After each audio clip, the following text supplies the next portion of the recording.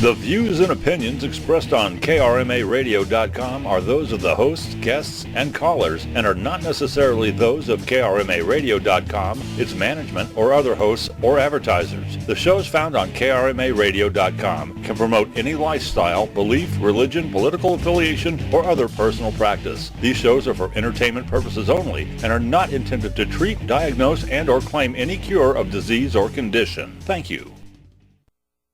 It's time for the Some Kind of Radio Show with Earl McCune and the Crazy Crew here on Karma Radio. Call now at 330-673-CHAT. That's 330-673-2428.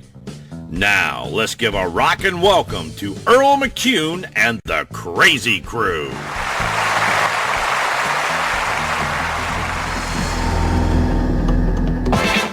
Roy Munson had it all. You're on a gravy train with biscuit wheels. He was the golden boy of the bowling world. Watch the door. Want to make more money? Are you sure this is legal? I don't know. It's fun though, isn't it? Double or nothing, I can pick up that spare. We'll take that bet.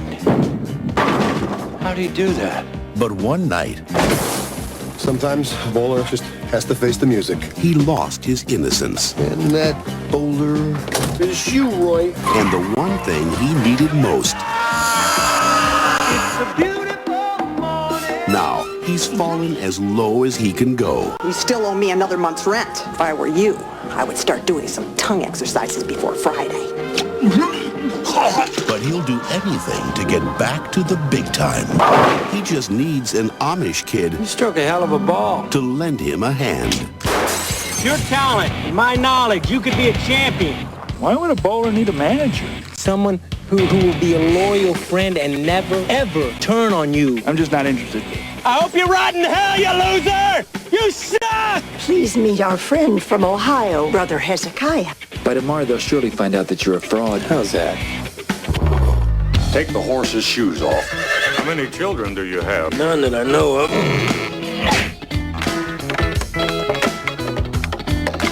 Took some doing, but I got them off. Well, where do you keep the no shoes? There is a tournament in Reno, Nevada in a few weeks. First prize is $1 million. You're about to embark on a great adventure. Do not allow yourself to be corrupted. Nothing can make me stray.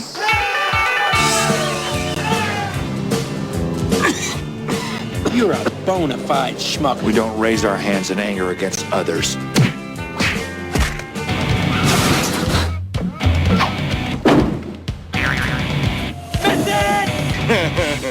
From the creators of Dumb and Dumber comes Woody Harrelson, How do I look? Randy Quaid, Whoa! Vanessa Angel, Get your hands off me! and Bill Murray. I need you now more than ever I need you. Kingpin, you gotta play Please make it, please make it, please make it. with the hand you're dealt. You wouldn't happen to have a Phillips head screwdriver, would you? Directed by the Farrelly brothers.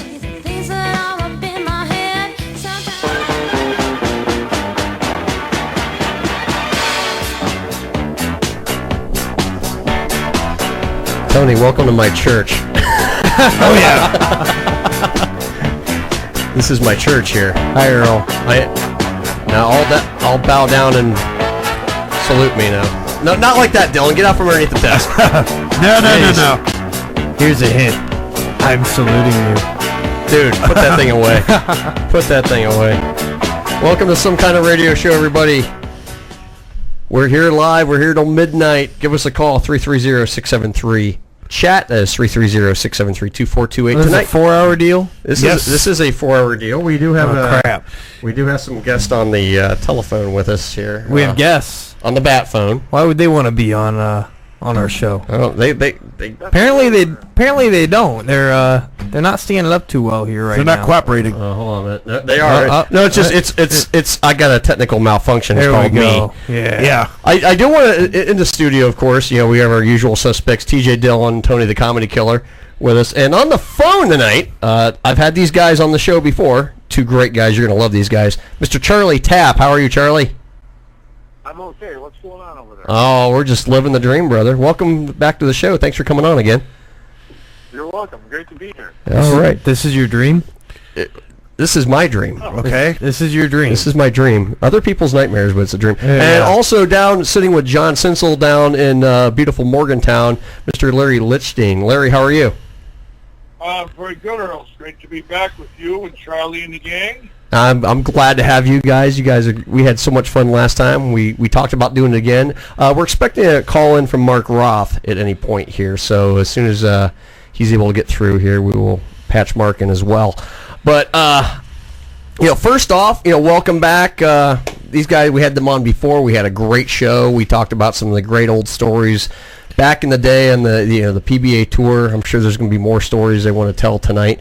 Of course, tonight's movie salute is Kingpin. We're doing the movie Kingpin, a bowling movie. And, that's cute. It's a cute bowling movie. Yeah, it's one of the. Here's the thing with this movie Kingpin. The only thing I can relate to some of it is I've been to the stadium. Yeah. I bowled like crap there, and I struck just like Bill Murray did in the 10th frame of the last game. 3 Brooklyns, Yeah.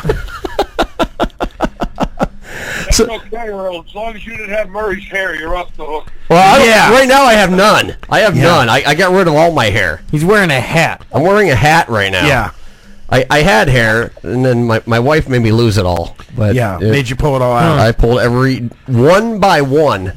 I lost them all, but that's okay. Now, since I was not here the last time these two gentlemen were on, Mr. Tapp. Yes. Yes, sir. Okay. Now I always have a question. I've bowled since I don't know if you're familiar with what they call YABA, YABA, like youth bowling. Yes, oh, he knows it. I think I was probably 9 or 10 when I bowled in a kids league until probably 15, 16 years old in high school. I've been out of high school probably about 25 years. And, of course now up here, bowling is now a varsity sport, which, kind of surprises the heck out of me, considering I was a football wrestler and a track athlete. You'd look at me now and you'd never be able to tell I did anything but football. But well, look at all these amazing athletes. I mean, right? That's the joke of the movie. But yeah, pretty much. But I always kind of wondered. It was like they didn't name I remember bowling on a 9-pin no tap. Oh God, 9-pin no tap. Yeah, they didn't name that after you, did they? No, they should have, though. They should have. I'll tell you, I still get that joke. I was this weekend, and they'll say, why? Well, because there's no tap.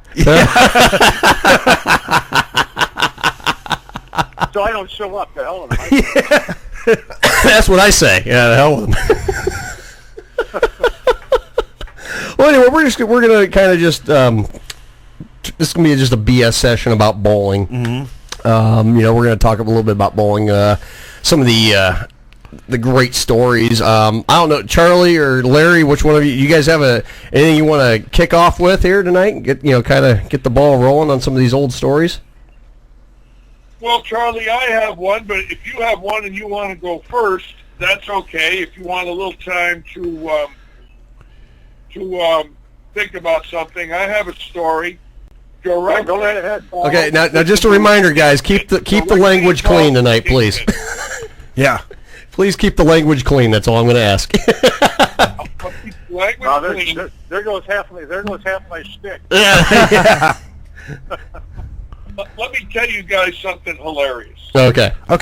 Being that you're talking about the movie Kingpin, yes, I'm going to tell you about a phone call that I got in the fall of '93 or the fall of '94 when United Artists was getting ready to produce the movie Kingpin. Mm-hmm. Now, I'm home in Suffield, Connecticut, and Mike Connor calls me up, the then commissioner of the PBA. I remember Mike Connor. Richie, do you mind if I have somebody call you from United Artists? And I said, no, not at all.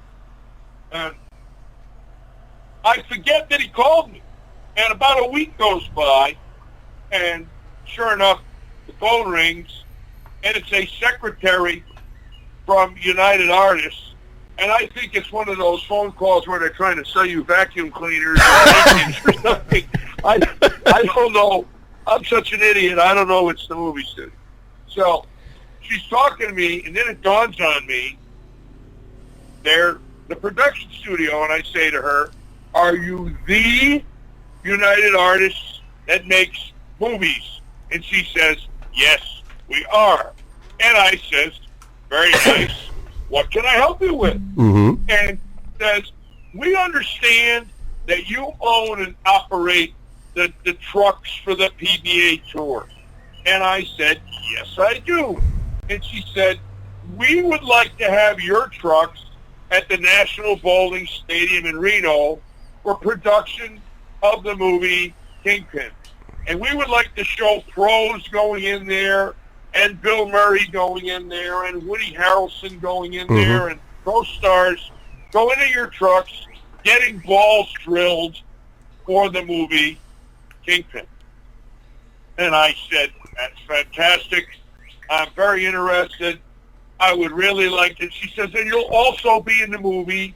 Do you bowl? I said, yes. I said, I drove balls. I own the business. I'm a ex-champion, so I could be bowling in the stadium or whatever you want. So I'm kind of excited. Right.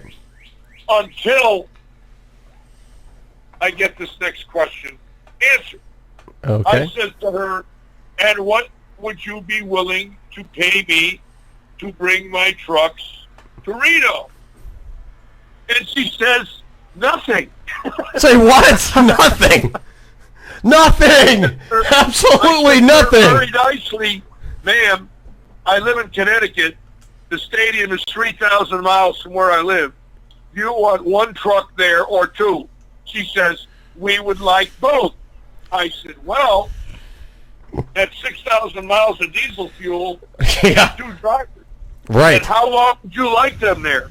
She says, for 2 weeks. So I said to her, so how do you propose to pay for this? She says, oh, we're not going to pay for it at all. I figure you would do it because it's good advertising for your company. That makes really sound business sense here. Yeah. And I said to her very nicely, I said, honey, I said, for me to pay the diesel fuel for 6,000 miles of driving and 2 drivers for 2 weeks, it's probably going to cost me somewhere about $10,000. Yeah.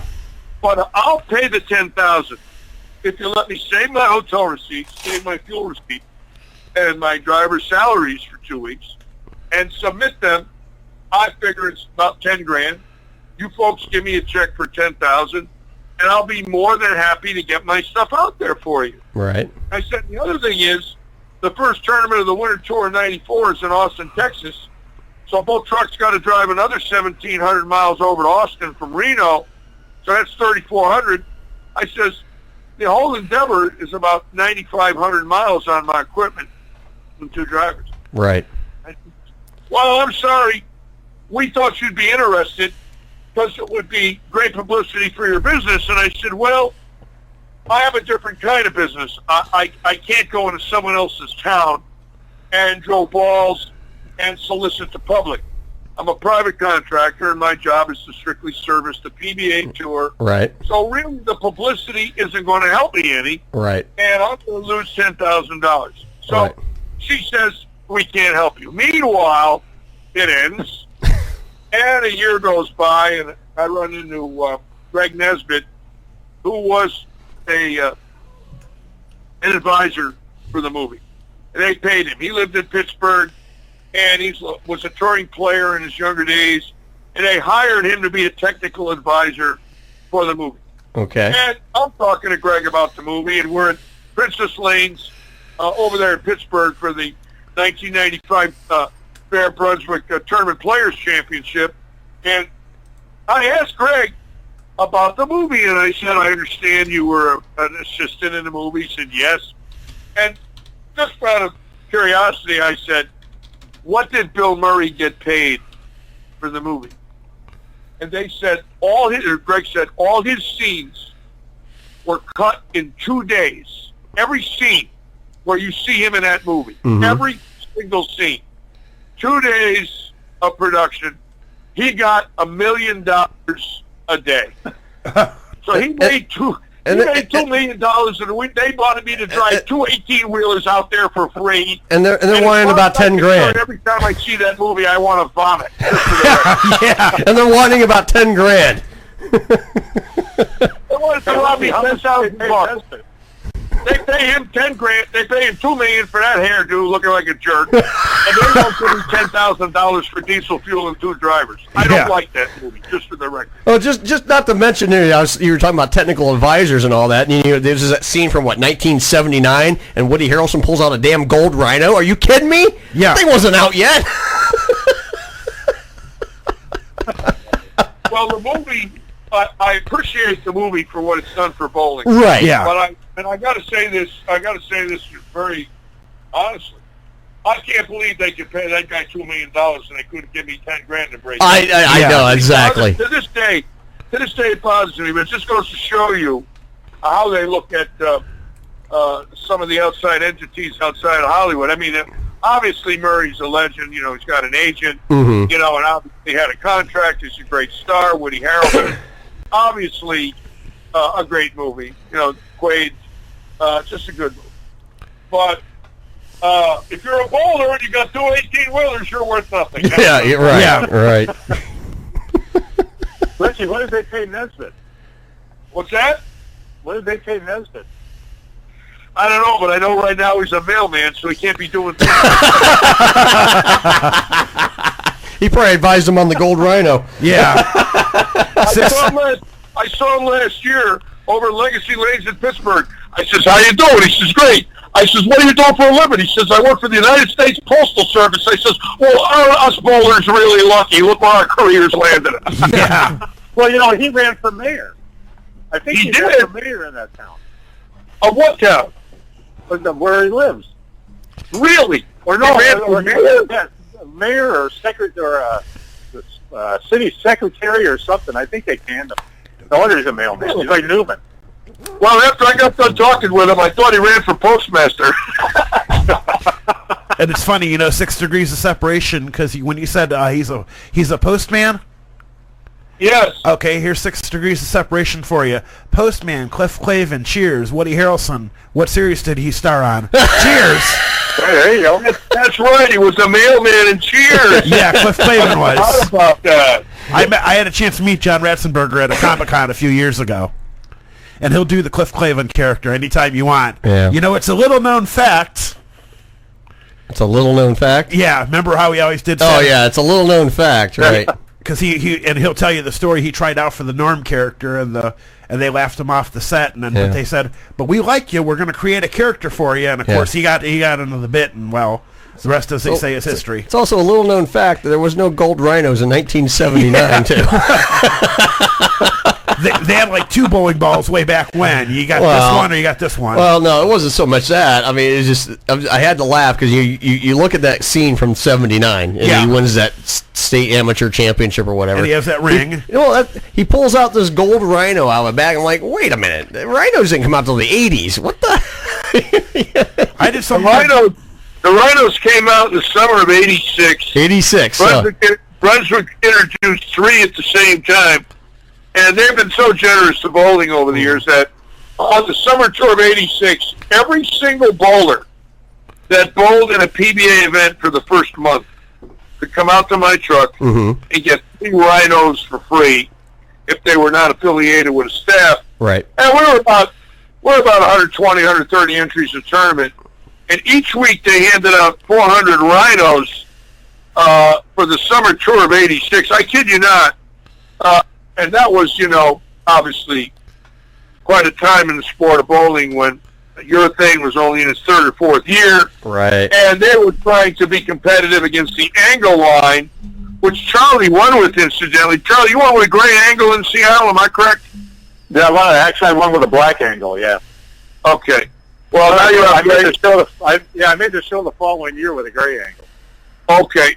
So, as you recall, the war back then, AMF had the first, urethane ball, and Brunswick came out with the Edge, which was the worst boat anchor in PBA history. I suggested that the Brunswick tour reps drop the Edges on Iran, and we might have won the war. they were the biggest piece of garbage, and I'm not allowed to swear, but those were the original boat anchors of all time, the Red Edge. And, of course, Ebonite had a deal with AMF that they couldn't come out with urethane for 4 or 5 years because Ebonite was making the AMF angle. And then finally, when the 5 years ended up, Ebonite came out with the Thunderbolt or the T-Bolt, I forget which, was also a fantastic ball. Mm-hmm. And those were the early years of what I would call ball wars. Right. 81, 87, 88, and of course, 86 is when Brunswick came out with the Rhino. And boy, did I love it when they came out with a new ball. They'd make $10,000 a week. I prayed they introduced a new ball every week. Well, I know that the 1 year at the World Open, which would have been, I want to say it was 83 or 84, when they introduced they had a black Rhino, there was a gray, and wasn't there one more in that urethane? I know wasn't there a purple one? Which wasn't there was a black and a gray, and I can't remember if there was one more, if it was just those two. But I remember, the reason I remember it is I was bowling with, I'm crossing with Berardi, and there's a guy to my right, or there's a guy to our right from Scotland, the guy to our left from New Zealand, and neither one of them had any idea what was going on. And the guy on our left, he looked like he just came out of a grass hut. He was throwing a rubber 3-dot. Oh, jeez. All this guy was doing was firing bullets. I mean, just 100 miles an hour. And he didn't look like he was human. I mean, really, it was. I don't know where this came from. And then the kid on the right from Scotland was bound and determined to get a ball to hook off the gutter, and it wasn't going to happen. And he was about 1,100 under. And so Berardi says to me, he said, "Charlie," he says, one of us has to go over there and tell him that neither one of those colors are ever going to hook off the gutter. I said, "No." I said, I'm not saying a word. I said, "You guys can't understand English, eh?" But Brunswick was giving out. That's another tournament where Brunswick started giving out the balls with the urethane, the Rhino and the black Rhino and the gray, and I could swear there was one more color. But going back to what Litchie was talking about with Ebonite. Hey, Charlie, wasn't it Ebonite purple? Came out with that Firebolt the week I made the show on Long Island in 1985. Yes. And the incentives were unbelievable. The incentives were like $5,000 if you used the ball, $15,000 if you won. And I remember Albee made the show, Monticelli, and every day Harry Golden would post the incentives on the wall, and AMF would up at $2,000, and then Ebonite saw it, and they would up at $2,000, and then AMF saw it, and they would up at $2,000. And by Saturday, if you won the tournament with either one of them balls, you got $20,000 extra dollars over prize money. Mm-hmm. Yep. Yeah, I finished third and got $8,000. Yeah, I remember it vividly. It was a crazy time because there was a war against the producers of both balls. Ebonite was making the angle and making the Firebolt, and they were fighting AMF for airtime. It was crazy. Yeah, it was. It was, and there was. I can't remember if that was the same year that Brunswick had. To tell you how much things changed. Actually, it might have been the year before, but Brunswick's incentive for the winter tour was $20,000. So if you had this would have been 1983. Brunswick's incentive was $20,000, and so for every ball I got on a Brunswick show would split that $20. Well, I made the show in the second week of the winter tour in Alameda, or it might have been the first week that year. I don't remember, but anyway. I bowled 3 games, shot like 730 or 740, and going into the 12th week of the winter tour, I was the only one that had used the Brunswick ball on television. Wow!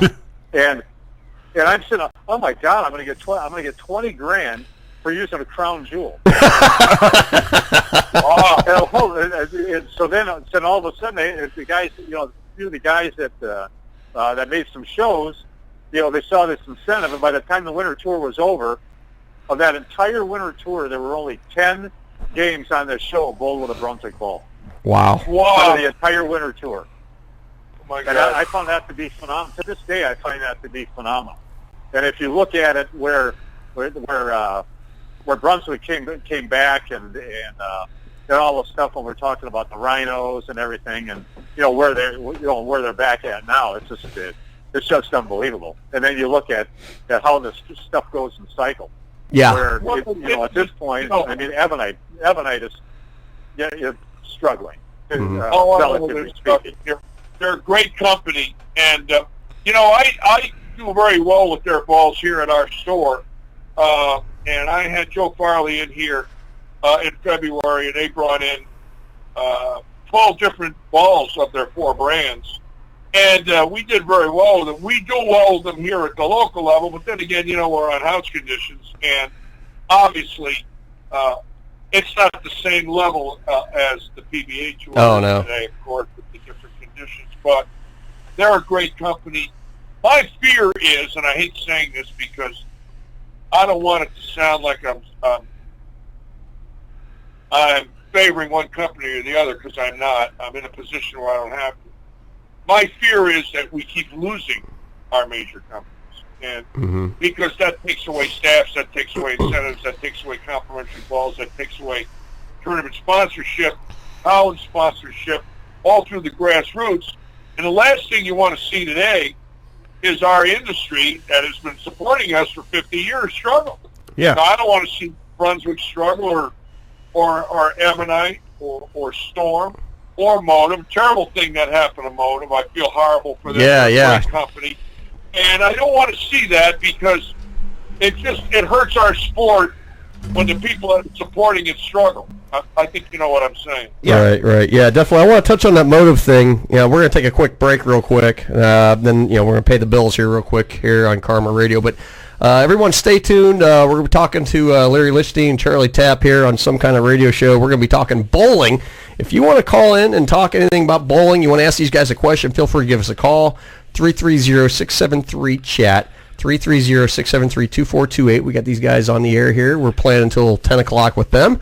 But we're going to go ahead and take a break real quick, and then when we come back, I want to talk to you guys about the whole thing that happened with Motive and the whole deal with that those primal balls here, the rages and all that. I want to talk about that. So we're going to take a break, and everyone stay tuned. We'll be right back after these important messages and another clip from Kingpin.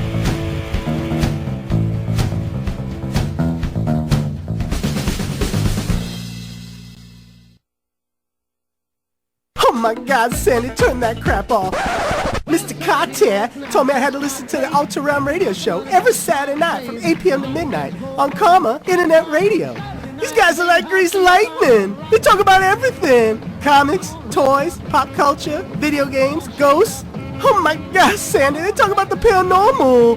Now give me a Royale with cheese and let me listen to the Ultra Realm radio show every Saturday night from 8 p.m. to midnight on Karma Internet Radio. Oh my God, they're like greased lightning.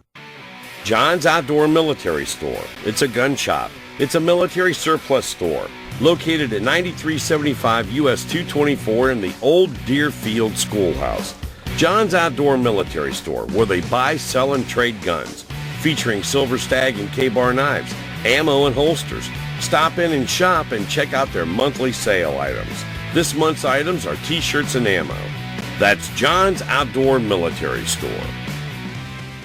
I'm Alistair Crowley. And I'm Maggie Fuller. And you're listening to Some Kind of Radio Show with Earl McCune, Deb, and the Crazy Crew. Right here on KRMARadio.com. Give them a call, 330-673-2428. The views and opinions expressed on KRMARadio.com are those of the hosts, guests, and callers, and are not necessarily those of KRMARadio.com, its management, or other hosts or advertisers. The shows found on KRMARadio.com can promote any lifestyle, belief, religion, political affiliation, or other personal practice. These shows are for entertainment purposes only and are not intended to treat, diagnose, and or claim any cure of disease or condition. Thank you. You're listening to Some Kind of Radio Show here on KRMA Internet Radio. Check us out on Facebook and Twitter at SKO Radio Show. You can also email us at skoradioshow@yahoo.com. Now back to Earl McCune and the Crazy Crew. We're not getting much mercy here tonight. Well, you guys gotta forgive me. You see, bowling for money, it's my only vice. Here's your drink. Oh, thanks, sugar. Okay, 2 vices. That's still very good. All right, let's go. Thank you for the education, gentlemen. We've just received a PhD in stupidity. Doctor, shall we? Give us a chance to win our money back. Crazy. Padre, how much are you into us for already? $350. $350. That's a Landau roof and power steering. Down the drain. Could be in your pocket right now. Let's go. Double or nothing, I can pick up that spare. I think I That's can the do it. 6, 7, 10. You'll pick up that spare the same day my hair starts falling out. Come on, let's get out of here. I can do this. For $700? No way. No way. No. Not for $700. What do you got here? $1,500 for $1,500. Guys, you want some of the action, as he calls it? Come on, you I'm good for the money. Put up my share. No, Mr. Big Shot. Mr. I wear my pants high and I pick up every spare, drunk or sober. Come on, guys. All right, take that bet. Find my friend, my so-called friend. Take your silly little ball and make your silly little spare. Or miss it. Come on, boy.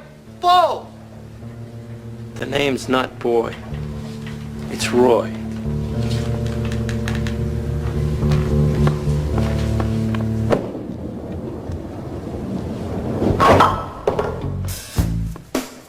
Roy Munson.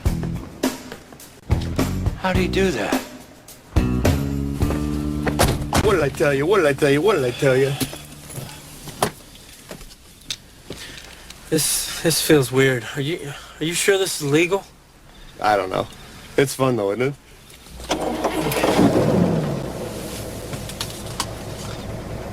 What do you have sugar for, Mr. McCracken? Didn't I tell you to call me Ernie? Or Big Ern? It's my morning coffee. Get out of the car, wise guy.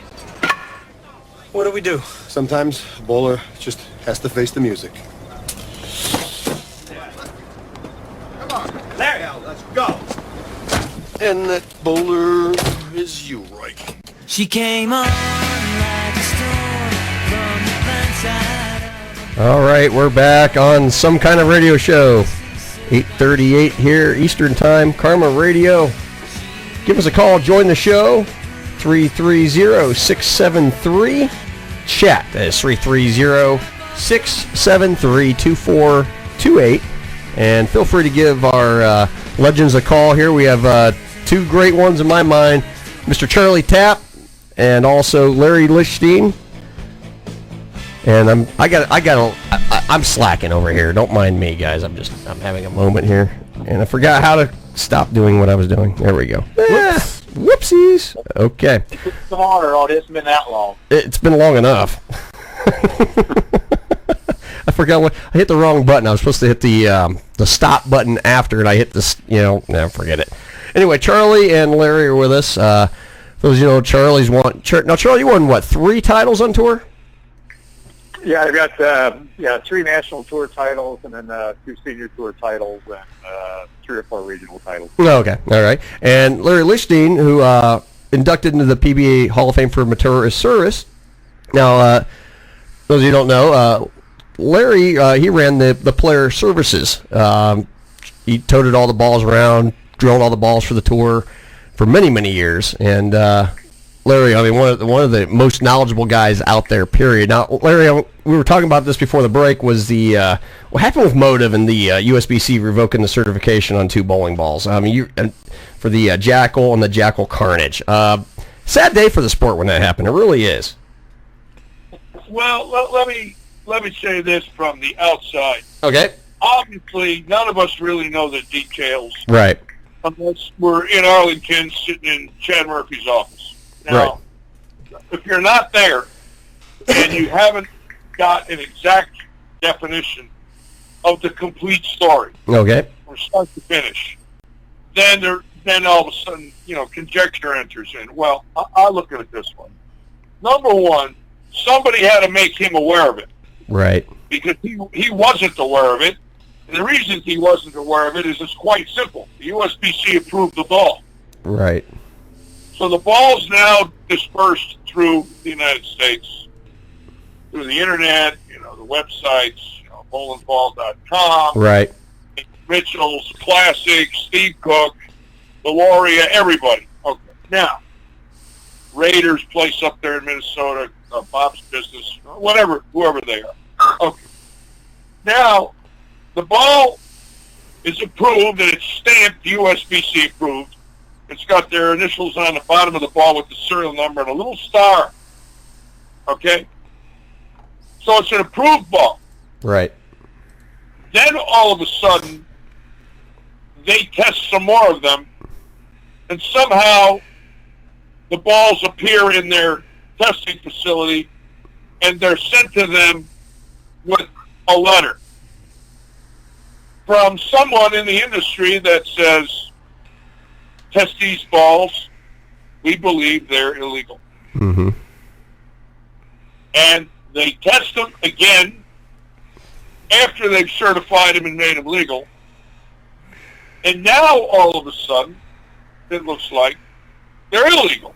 Right. So, from the time they approved them to whoever sent them to them, which might be a year, 2 years, I don't know, the balls become illegal. The next question is, how much illegal? Right. Well, nobody really knows, but the rumors are that it was that 60's the diff, and the balls were 60.00016 that they tested, Mm-hmm. which is, I don't know, 1/100th or 1/1000th, I don't know. Right.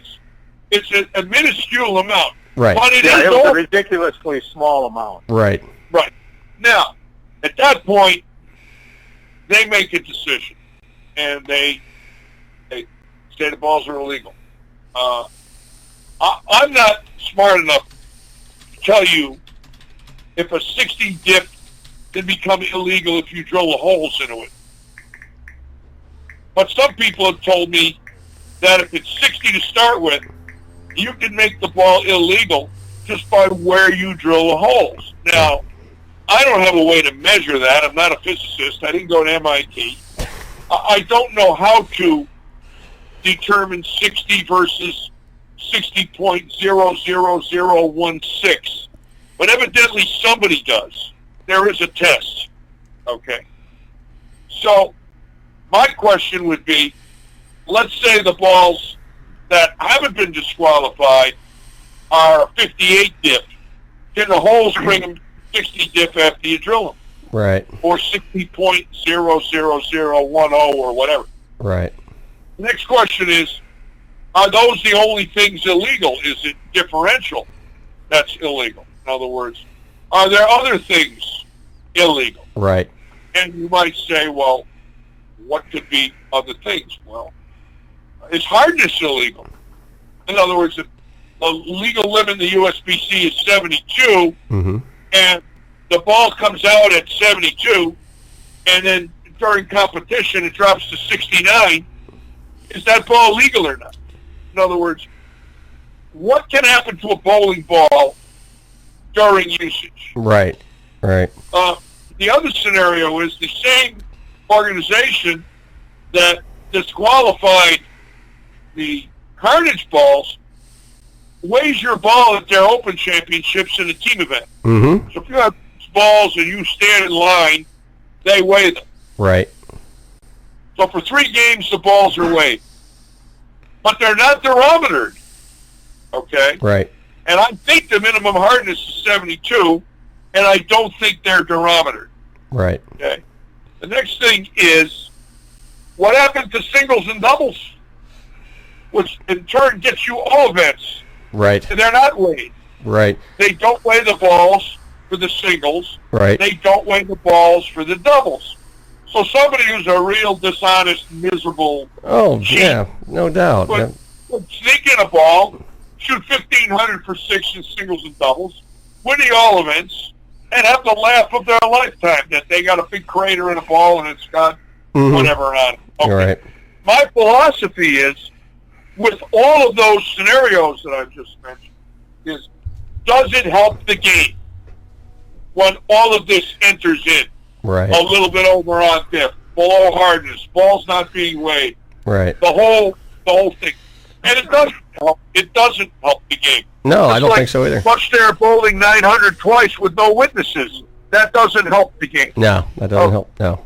So we run into these things every 5, 10, 15 years that are controversial. Glenn Allison being turned down for 900, but everyone since, including a guy that bowled makeup with no witnesses at Fort Drum. Okay. Every 10, 15 years, we come up against something that really diminishes the integrity of the sport. Right. Which for me as an old man, and I'm going to be 67, really hurts because I don't want to see our sport have these things happen. And I don't blame the USBC, and I don't blame Motive, and I don't blame the bowlers or the manufacturers. It's obviously been an oversight. And unfortunately, a real good company that's been very supportive of bowling in the grassroots and the PBA Tour now has a terrible dilemma. Right. They're going to lose a couple of $1 million. And it hurts me to see it because I know the owner there. He's a great guy, Scott. And just don't like seeing our sport take a beat. I think you know what I mean. Right. Oh, yeah. I mean, you know, Litchie, I mean, from the, worth working at a distributor, when that, when the original email came out, a few weeks ago or a month ago, whatever it was, I read the email. I got the email about 2:45, and by 3 o'clock, I mean, I don't know how many text messages and phone calls and things that I had from Pro Shops. So, what are we going to do? What's the plan? Well, like you say, I just had found out about it, not even an hour before I started getting all the calls, and as the time goes on and talking with other company reps and other sales reps, of our competitors, they're like, well, this is, as it turns out, it just, the original letter that we got as a distributor said that somebody sent a case of balls to the USBC, and there was a note on there that said, spin me. I've heard the same story. I've heard the same story. And that's the first release that we got, that we received, and then of course the story's kind of taken off from there. But the people overall, it is actually the people that are getting a black eye is the USBC, right? Not Motive, right? And to get back to what you were talking about with the RGs and the holes and all the stuff like that, we all know Mo Pinnell and all the science and technology driven he is, and you go to his seminars and in his radical line of balls, and he's involved in all these studies, and by putting the hole in a certain place, I mean, once you drill that ball, I mean, that ball is no longer 060. It might be 020, but you can put a hole in it and get it to 07. So what bothers me, Charlie, is, and it bothers me not because of the USC or the industry. What bothers me is over the last 20 years, with the failure of the sport, where we've lost, a couple of million sanctioned league bowlers and seen 3,000-4,000 bowling centers. The ones that are supporting the sport, keeping it alive, are the manufacturers. There's no doubt in my mind. Absolutely. Oh, absolutely. I agree. There wouldn't be pro bowling. And I agree. You're right. 100%. I agree too. And knowing Ebonite, and knowing Brunswick, and knowing Storm, and knowing Motive, even some of the smaller companies where I don't know them, but I have an idea who they are. I don't want to see any of them. Now, the bean counters and the people whose jobs are at stake, are all going to try and cut each other's throats to get their market share, but that doesn't help the sport any when you lose support of a major manufacturer. And you know the fear everybody had when we thought Brunswick was going to sell and get out of the bowling business. I mean, that when I thought there was a period of time that when AMF Cubica bought Brunswick and bought their centers, that there was a possibility that Brunswick's capital division might close down, and they might stop making balls and capital equipment. I said, please don't allow this to happen in my lifetime. Right. Please don't let me see Brunswick go under. Please, please, I beg of you. Don't let me see Brunswick go under to where it's like Pontiac or Oldsmobile, where they're gone. Yeah. And, they're an institution, for 100 years in the sport, and all of a sudden they're gone. Right. And I'm thinking, and that's my fear is, but again, I don't know what the big shots know. The big shots, are all in a little different than us guys down here in the grassroots. I'm just happy to be alive. USBC gets buys balls at random from different distributors throughout the year. I mean, I'll see in our sales orders where there will be maybe 2 or 3 or 4 cases of a certain ball that will ship to USBC, and that's pretty commonplace where where they'll get 4 balls from here, they might get 4 balls from the Ace Mitchell or Classic or Grand Prix or somebody, and USBC tests all those balls. Well, I think that's great, but let me say this. Let me say this from the other side. They don't test one pair of lanes that shoots 900. No, they don't. Not anymore. Nope. So you got to remember, they're all worried about a ball being, 1/100th of a dip over, and they got a puddle in the middle and swing area to the right where there's guys averaging 260 and 270 for a month. Right. Yeah. I got a friend of mine in Vermont. He's a wonderful, wonderful credit to the game. In the last month, at the tournament he's bowled in, he's averaged 265 in league and tournament. Now, he's averaging an 8-bagger every game in 2 spares. Right. That ain't the diff. That ain't the differential doing that. That's lane conditions. I don't care what the cores are made out of. I don't care if the cores are made out of granite. But they don't.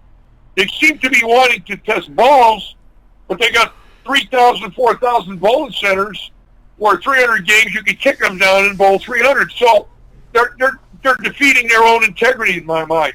Don't go after the industry that's supporting you. I'll take a 65 diff, and I'll make that ball average 180 in one swipe of the Hudson spray can, and I don't need Kegel. Take my word for it. I'll fill that Hudson spray can up and stick a little SDP in that mother, and I'll cross-wipe that lane with a lamb's wool applicator, and I'll take them resin boomerangs, and I'll let them have a 70 dip, and I will bet no one will average 190. Yeah. So I don't care about diff. That's bull. Or I can't swear. Right. Okay? And now, that's what I'm saying. And I don't care what Chad Murphy thinks. I have been around a lot longer than him. And I will wipe out every resin ball with one swipe of a Hudson Lane oil can. You're getting to my point. Now, that's my point. That's my point. Yeah. It's not the diff, and it's never been the diff. Right. That's bull. It's bull, and it's wrong. Right. And what I'm saying is, if you want to make the lanes right, you oil them gutter to gutter, and you put 45 feet out there, and you put a heavy viscosity where you can't bump it to the right. I don't care what the diff is. You have to make good shots. If going to knock them over if every lane's in transition and it's a sport shot. Make good shots. Make good shots. It never was the diff. Right. Yeah. No, and disagree. No, absolutely. Because I remember bowling the World Open in Chicago when the Phantoms came out, and of course that's basically the benchmark ball for all the cores now, with the differentials and all that stuff. And I remember Ray Edwards, who still works at Brunswick, who's still one of the big R&D guys there. He said, Charlie, he said, we can make all the balls we want. He said, it's all the way the lanes are going to be done. He said they can do anything to a lane that's to combat any bowling ball that we make, whether it's Brunswick, Ebonite. That's correct. The prime example is the Peterson. And that's the truth. I mean, The Peterson, yeah. I mean, Facebook is full of people thanking their pro shop guy and taking. Instead of thanking a pro shop guy, you should go up to the proprietor and pucker up, because that's the guy. Thank your lanes you need to man. be thanking. Yeah. Thank your lanes man. It's not the guy that drilled the ball. It's the guy that did the lane. Yeah. Well, let me interject something. You look at the Peterson Classic every year. There you go. Or better still, let's go one step further. Let's forget the Peterson Classic. Okay. And let's keep the lanes blended, and let's let the diff be 61 or 2, and there's oil in the middle and swing to the right, and you can bump it out there and have the thing come roaring back. And I'll take the nylon ring off the bottom of the pin, and I'll take the void out of the pin, and I'll add a pound of weight to the lower half of the pin and make it bottom heavy. Okay? And all of a sudden, the 2-pin forward is no longer the 2-pin forward. It's a bucket with the 7-pin. And you're good luck right. shooting that across the puddle. Okay. So what happens is you've got popcorn pins where they made the ball stronger for 30 years, and they refuse to put up a resistance.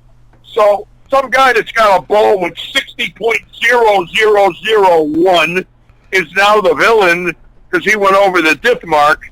And I'm thinking, wait a minute. That diff don't mean squat with a 4-pound pin. Nope, not at all. Gravity and a flat bottom. It doesn't mean anything. It's meaningless. It is a meaningless number when there is a resistance. Mm-hmm. So, knowing that and knowing it's feasible, now the problem is you can't have every bowling center in the United States buying 20 sets of pins that weigh 4 pounds. Because the minute the seniors come in the next morning and their balls get stuck between the 1, the 2, and the 3 pin, and the ball stops, and the sweep comes down, and the ball is lodged between the pin setter and the sweep. So what they have to do is they have to have light pins or handicap leagues and older people and junior leagues, like the short tees in golf. Mm-hmm. And I agree with all of that.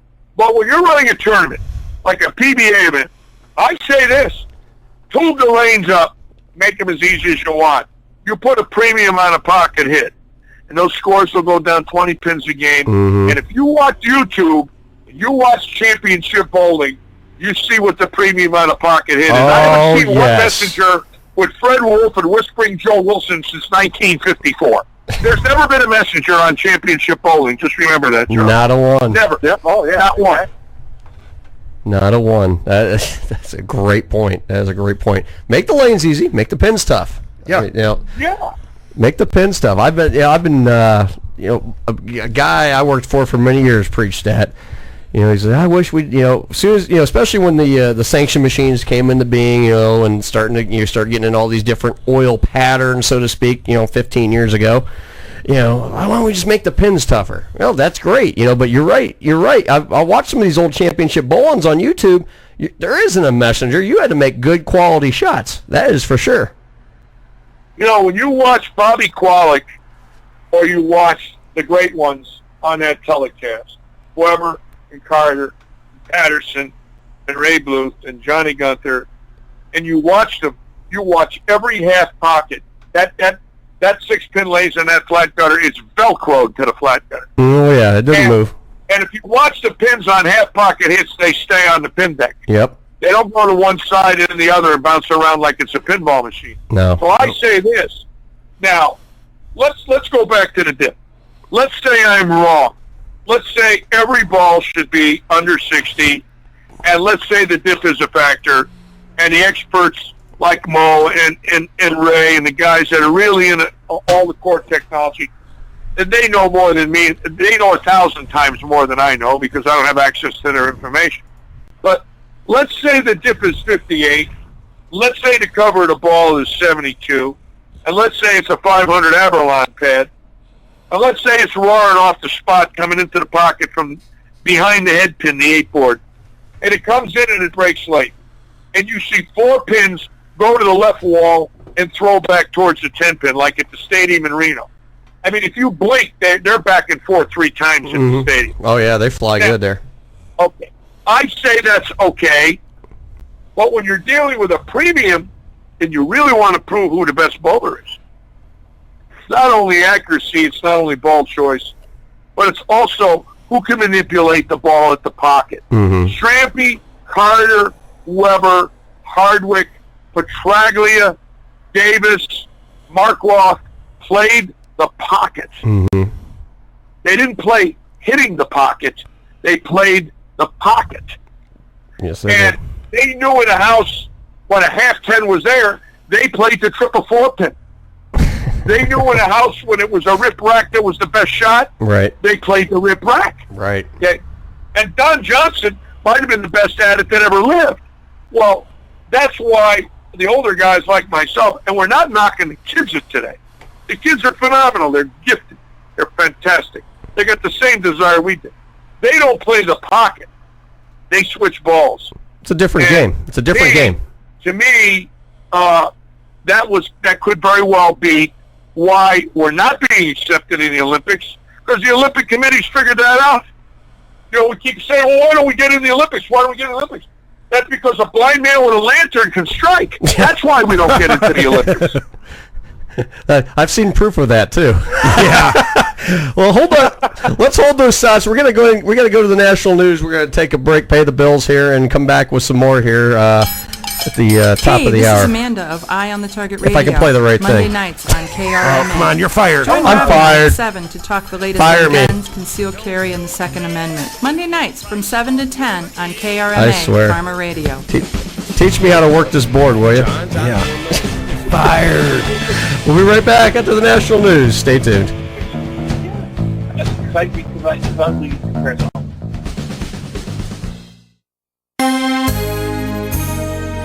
From Washington, this is VOA News.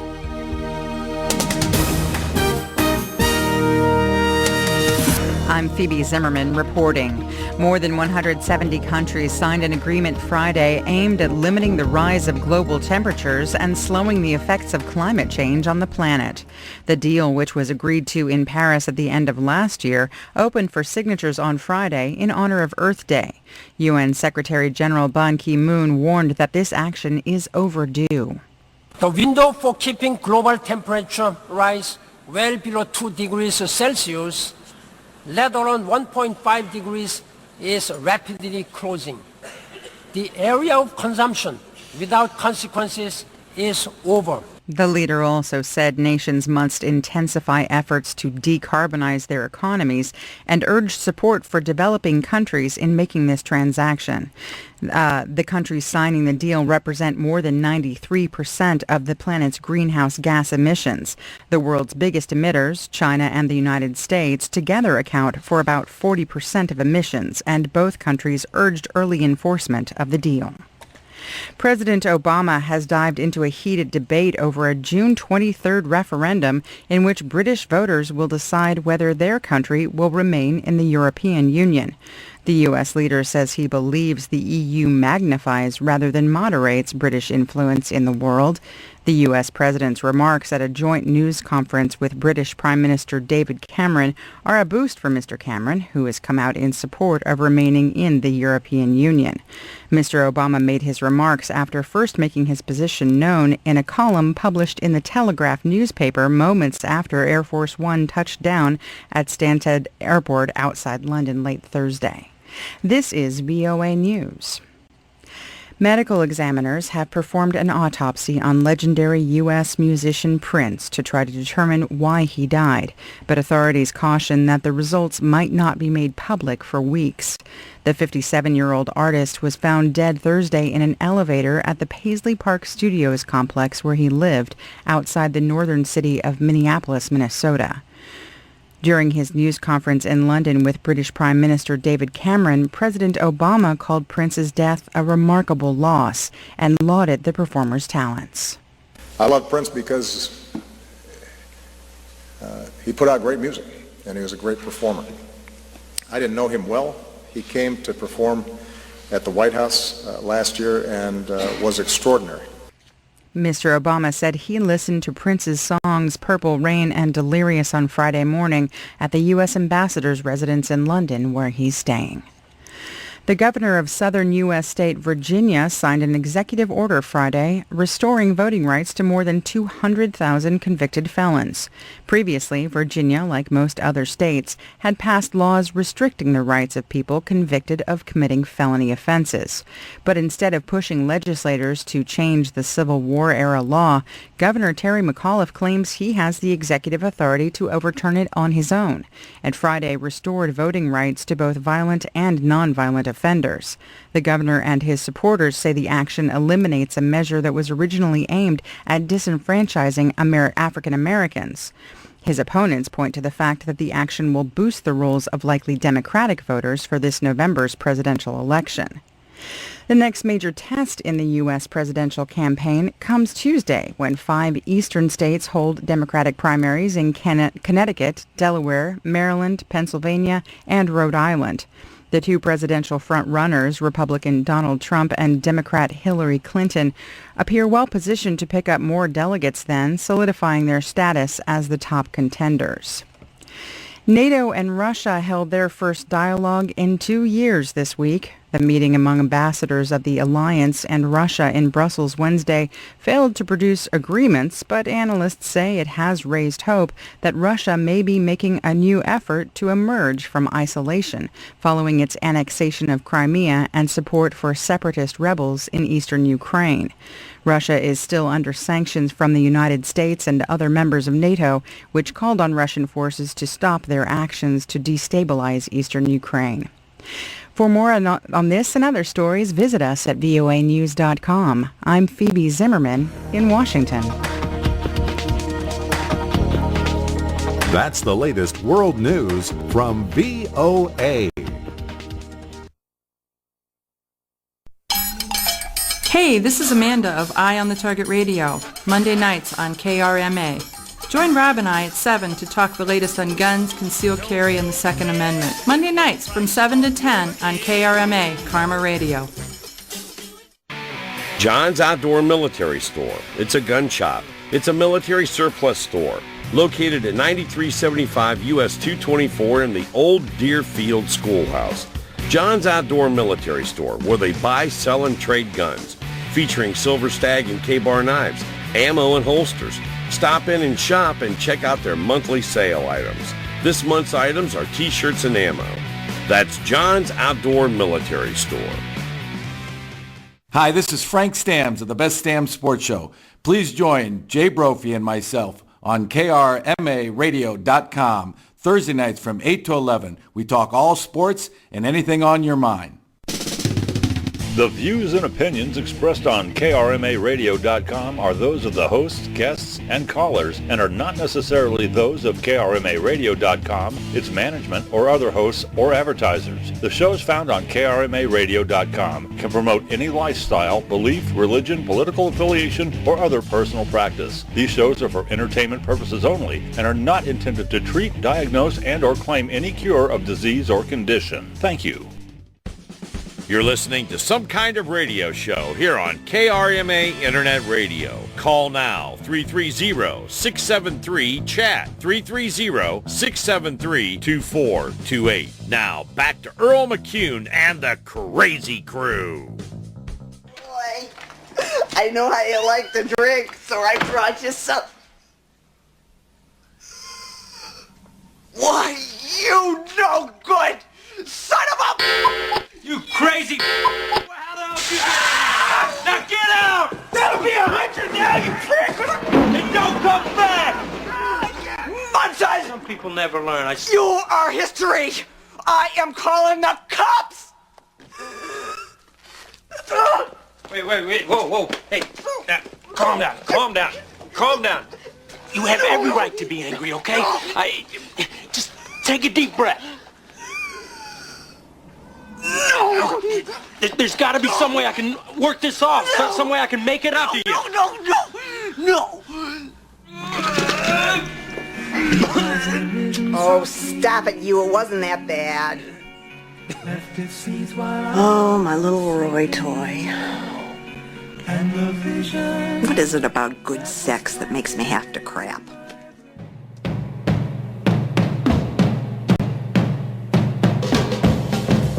Distance that puts quality on a pocket hit. What is it about? Differential is meaningless. And I'd say to Mo Pinella. They're having a conversation. They're still talking. Talk amongst yourselves. You guys are fine. You good? Yeah, we're back on the air. Welcome back to Some Kind of Radio Show, Karma Radio. 9/11 on a Friday night here. We're here with myself in the studio with Tony the Comedy Killer.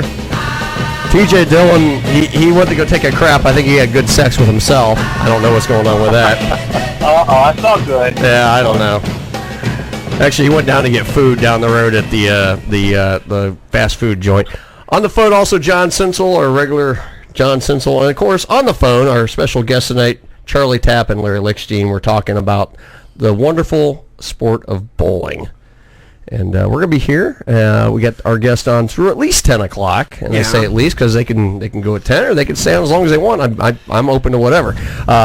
Give us a call, 330-673-CHAT, 330-673-2428 if you'd like to participate. Also, tonight, I forgot to mention early in the show, we are still playing our game as we play every week. SKRS. SKRS. If you can, we're playing trivia on the movie Kingpin. Yep. And I invite anyone to call. Matter of fact, anyone that's won before, I also invite to call. Yeah. Just to play the game. We're doing Kingpin movie trivia. If you if you call in just to say, hey, I want to play the game. We're still giving away prizes here, and we're giving away some DVDs. Who knows what's in them? I don't know. They're in my backpack there. We'll dig them out as needed. We'll dig them out as needed if you want to play. But in the meantime, we're still talking bowling, and got our guests Larry and Charlie on the phone. And we were talking about differential and the bowling ball differential and, of course, lane conditions. And going back to bowling pins, we were talking about bowling pins before the break. Larry, if you wanted to kind of continue where you're at, or if you had any more thoughts on that, or Well, let me say in defense of the USBC. Okay. And I mean this sincerely. They're caught between a rock and a hard place. Right. They have to have some type of a number. Okay. They have to have something that says enough is enough. Right. Now, I agree with that. But I also know this, that the dip means nothing if you add a pound to the pin. Okay? And I'll give everybody a 61 dip or a 62 dip. Instead of the pins being 3 6s, maybe they're 4-2. Now, you might say, is that enough? It certainly is enough if you break the ball late, if the center of gravity is low, and the bottom of the pin is flat, like a styrofoam coffee cup. Okay? As long as you got that tilt angle on that pin, I've seen pins wobble back and forth 3 times. On the 4th wobble, they fall. Well, what is that? It's picking up momentum as it's wobbling. Okay? Well, the minute you eliminate that, then the diff is no longer the issue. And I say that makes it a lot easier for everybody else in tournament play. Because, again, there's a premium on a pocket hit, not the specifications of the ball that people say, oh, this company's got an advantage or this bowler has an advantage. We already know what resin does. There already is an advantage. The minute that track started flaring more than a half inch, something was going on. In 1966, if your track flared more than half an inch, they went out back and broke your thumbs for loading a ball with lead. Now, it's the same thing, but it's legal. Right. They got 7 inches of flare rolling all over the ball, and they're worried about a diff? Wait a minute. Right. Wait a minute. What the heck's it doing pulling off its axis every revolution? The reason it's doing that is the core is overpowering the inertia of a normal rotation. Okay. Now, I'm an idiot. I can't talk like Mo, and I know it. And I will say I am an idiot, because those guys got more knowledge than I will ever have a day in my life. But I can go back to 40 years ago better than they can, because I was a star when they were nobodies. And nobody knew who Mo Pinella was 40 years ago. Right. And nobody cared about weight blocks 40 years ago. They cared about making shots, okay? And they cared about jamming the ball to the pocket. Well, now you got them hopping, skipping, and jumping and slinging to the right, and they're worried about a dip. As far as I'm concerned, you got to go back to basics and say, you want to add integrity to the game, we all want integrity. Put up a pin, put up a resistance in your major tournaments. Come up with a rule where you test the balls, and 60's the dip, and 72's the hardness. And I do like what the ABC did in the U.S. Open, incidentally. I just saw that once you start with 8 balls, that's it. And as far as the thumbless ball, 2 of them equals 6 balls because you can rotate the weight block 360 degrees. Mm-hmm. I applaud them. Yeah, 100% that when you start a major, that's it. You select 8 balls and you ball. I think that's the greatest rule that Chad Murphy's ever instituted, because for the first time in 30 years, you choose 8 balls on Monday, you're using them on Friday, and good luck to you. Now, that's one I love. So, again, I'm not against them, and I don't want to sound like I am. I like the idea that once you're in a major, you select 8, you write the serials down on your sheet, the drill truck closed, there's no more drilling, and let's see who the best bowler is. And you know what?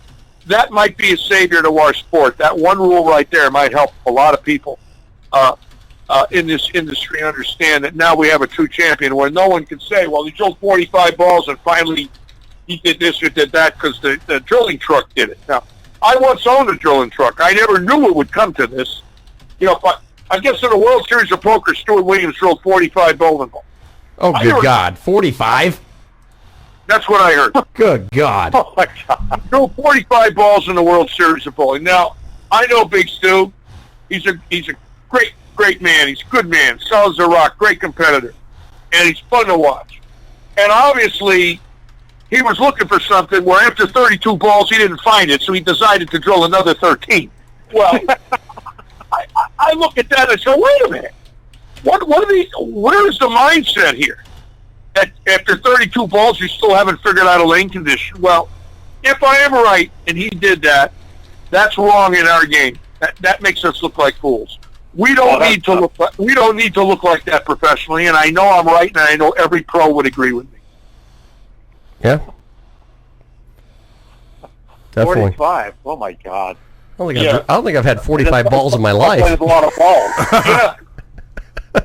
Now, I always said Stuart Williams. John, you are kind of like Stuart Williams, kind of half twin.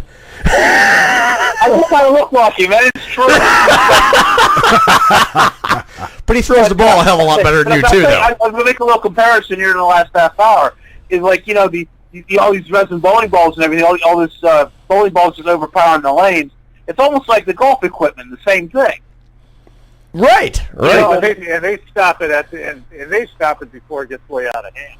Right. Yeah. Right. The square grooves and the coefficient of the balls, and they don't even let it. They don't even let it get that far. Right. Yeah. It's. And that's the problem here. This is, you know, I think we talked about it on the last show where at the executive board meetings back in, well, they were in Cleveland at the time, and Dick Weber asked the lane man, you know, if the urethane or if the plastic balls were chewing or the urethane balls were chewing up the lane, and he basically said no. You know, and because we were going to ban urethane, and that was, oh hell, what year was that? Which 80? 81. 81. It was 80. Might have been 80 or 81. You know, I feel guilty because I was so self-serving at that period of time that I knew if the urethane ball came out, my business would double. And if you think of it that way, that and you look at everybody in this industry today. Right. Again, this is the catch-22. You know, we're a struggling industry. We're a very small industry. You know, we've got 5,000 pro shops, a dozen wholesalers, 10 ball companies that all rely on one another to be successful. And I'm in the bowling business, and I run a pro shop. So I'm no different than anybody else out there in the grassroots, regardless of my history. And I love the fact when a guy comes in and wants to buy 3 resin balls from me. Really, I love it. Okay. His eyes lit up like Christmas. And they do. And so now you might say, well, you know, that's a double standard. you're crying about weight blocks, you're crying about dips, you're crying about putting a premium on a pocket hit. Here I am tomorrow morning going in to try and force somebody to buy 3 balls in a 3-ball bag. So, unfortunately, we've sold ourselves out to a point where we've lost the consciousness of what the sport really should be when we come to the professional level and the classic league level. Right. Now and the tournament level.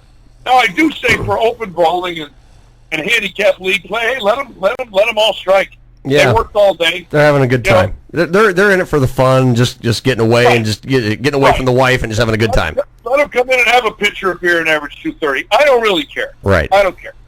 But I do feel that there's a limit after that. We're going to have pros averaging 260 to make the finals. Oh God. Is that going to happen? Oh God, I'll tell you a great example, Litchy. I bowled a junior, senior trio tournament about 2 weeks ago, and it was a handicap tournament. Whatever, there was no handicap bowlers there. Everyone was bowling scratch. So we bowled 3 games. Okay, then we bowled 6 games of Baker, which I thought, okay, this is gonna be a great test here with the Baker. But I'll tell you what, even with the Baker and everything included, I mean, we bowled on a house shot. We had 24 teams. We ended up having they cut to the top 4. The top 4 the top 4 was 780 over. Oh, jeez. 780. The guys that led it were 880 some over. I mean, during the Baker, they shot the guys that led it. They had 4 300 games. I mean, great. You know, I mean, but it was such a shoot fest. I mean, I'm bowling the best I can. I for the first 3, I shot 763 my first 3. I'm like, okay, we're in great shape. Weren't even close. I mean, we just got her. It's just like, good God, it was such a shoot fest. I mean, don't get me wrong. Well, that's no fun. That's the thing. It was no fun. Let me ask you guys this. I'm gonna throw a stat at you that you're gonna find very truthful, and no one can argue it. This year is the 75th anniversary of Ted Williams being the last batter to bat 400. Okay. Now, everybody knows in baseball that number is such an unbelievable number. That Carew had a shot at it, Brett, Larry Walker, a few others over the years. Williams batted 388 and 57. Mm-hmm. Okay. And 300 is the premier batting average in baseball. Right. And 20 wins can get you a Cy Young. Okay. And that's been baseball statistic now through morning, noon, and night. Synthetics, domes, lit stadiums, whatever. That's still the magic number. And the minute Bonds cheated for steroids, he's now paying the price. Right. Okay. In bowling, they have let every single standard record disappear. And there is no integrity. And what happens is people laugh at bowlers who average 250 and 260. And they laugh at bowlers who shoot 900. Mm-hmm. And they make remarks. Oh, it's the ball. Oh, it's the lanes. Mm-hmm. Oh, he had 5 boards. Oh, it's the rep. Oh, it's this. Oh, he's on a staff. Right. Okay. All they do is shred the game. Right. Because the game never kept par. Golf kept par in the Masters. Mm-hmm. You go to Augusta this year, you saw what par was. Yep. Okay.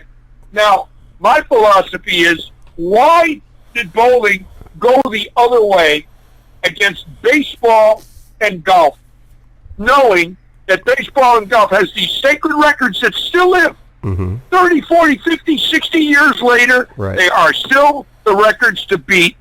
And in bowling, now you've got guys, 100, 150, 175, 300 games, and you've got 200 guys this year going to average 250. Right. And it's like, why would they go the other way thinking it's going to benefit the sport?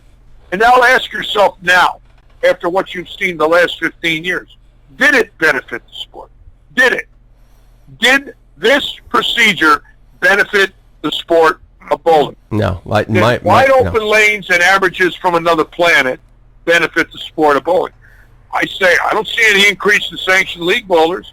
I see increase in open bowlers. They're all throwing house balls, so they ain't the ones striking. I see I see more bowling centers closing than opening. Yeah. You know. Oh yeah. Well, to me personally, we have lost our own sense of our own integrity, and I really believe there's still time. And the reason I say that is, the minute I saw Murphy go to 8 balls in the U.S. Open, I said, "Whoa, look what he's saying here." He's saying from Monday to Friday, you're on your own. Yeah. He took the reps out, and he took the truck out. Now, that's exactly what he did. Mm-hmm. Well, that takes a big set of go-yous to do that. Mm-hmm. But I think what he's trying to say is, let's find out if this helps, and he might be right. Now, if it does help, and the next U.S. Open winner is a guy, let's say he's an amateur, and let's say no reps helped him, and he didn't drill 40 balls, and he beats Simonelli, and he beats Belmonte, and he beats Walter Ray, who could knock him? You can't. No. Because the playing field was the same the whole tournament. That's he got 8 balls, he had to beat him with 8 balls. I like that. Yeah. And now that's the other side. I like that. I like, let's see what integrity gives us. Right. Rather than we keep making them wide open more and more and more. Well, what are we going to? Somebody's going to break Carter's record soon, Mm-hmm. and 261's in jeopardy at the pace we're going. Oh, without question. I can see it happen in the next year or two. Just the way scores are shooting up now, it's insane. Yeah. Yeah. Yeah, and it's phenomenal that I mean, I hear guys talking about shooting 900. Yeah. I mean, 900. What are you, out of your mind? I mean, yeah. Holy, I mean, it used to be a lot of, I want to shoot 700. I mean, not to go back, I used to shoot 700, or I want 700, or I want, I'd like to shoot 800 or a 300. And now they're talking 900. Oh, my God. You know that, I'll tell you a true story, Charlie, how right you are. About 2 months after Akeem Emanuel shot 900 in Brockton last year, he shot it in February. This is a great story. Here's a guy that fought in Desert Storm. He comes out of Desert Storm after getting shot at for 2 years, goes to work for the Massachusetts Transit Authority, bowls at Westgate Lanes in Brockton. He loves to bowl. He buys 3 new balls a month. And every month he buys 3 new balls. He's a ballaholic. I would have loved him in my day. So now, he goes on 47 and 48 in Brockton. He's never had 800 in his life. He's never had 300 in his life. And he bowls 900 with 3 300s. And the next night he's on a CBS Evening News with Scott Pelley. He's on the Ellen DeGeneres show. And so now, 5 weeks later, he hits that pair again in league. And his first game's 300. He's got 4 300s. No, wait a minute. He's got 4 300s on that pair. He's never had another one since, and obviously he's never had a 900.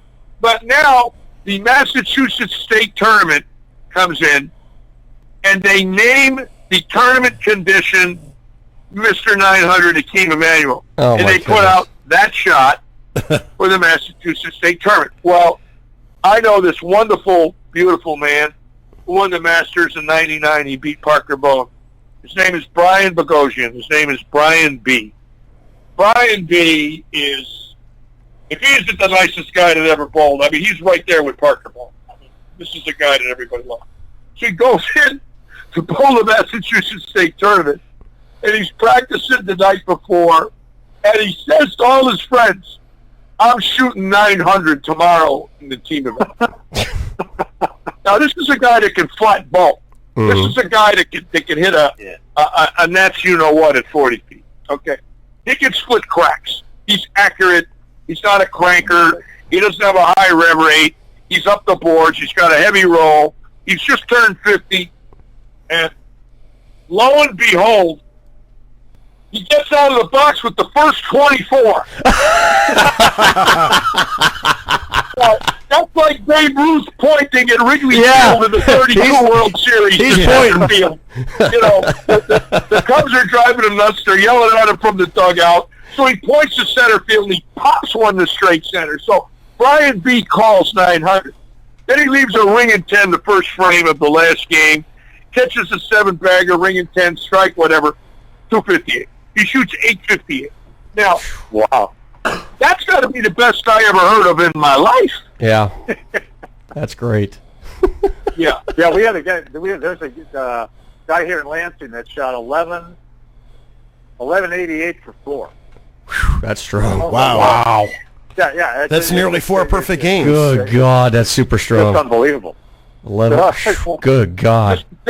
Just to show you how old and senile I am, I'd have taken 1188 for 6 and been happy. Absolutely. God, that was a hell of a score. God, I was happy. I'll tell you what, I started bowling, since I talked to you guys, I started bowling this year again. And lo and behold, I drill this gold, the Vintage Series Gold Rhino. I shoot it. I shoot 805 with that. 2 weeks later, I come back, shoot 300, 830, and then we bowl a fourth game. I shot like I shot 260 the last game, so I shot like 1090 for 4. I was like, oh yeah, that's great. Now 11, yeah.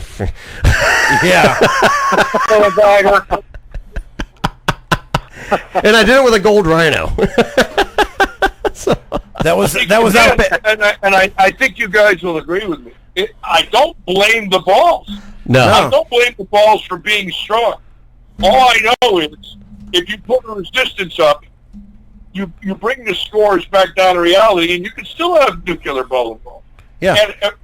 And the prime example is the Peterson. Like 3 years ago, Liz Johnson doubles the 10th. If she doubles the 10th, she wins it. She shot 1651 for 8.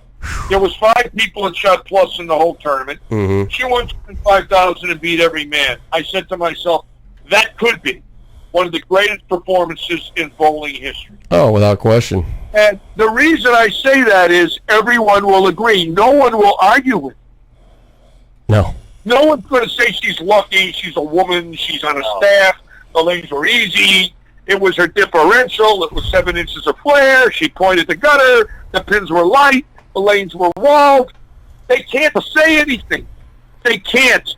And that's what the sport lacks today. Right. And once we understand that as an overall group, and we say, you know what, let's understand. Let's support greatness. Let's see if we can find out what greatness is again. That's we right. might get lucky. Somebody might stumble onto it. Somebody in one of the ball companies or one of the pin companies. Well, you know, it's funny because the owner of Delora Brothers, Paul Delora, is 74 years old, and we had a meeting here a few weeks ago, and we were talking, and you know, and he's on the other side. He's getting ready to retire and stuff like that, and the consensus at some of these distributor meetings and so on is that they've got to get the tour.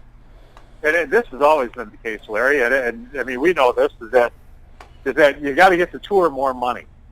Oh yeah. And because it's just because without that, nobody survives.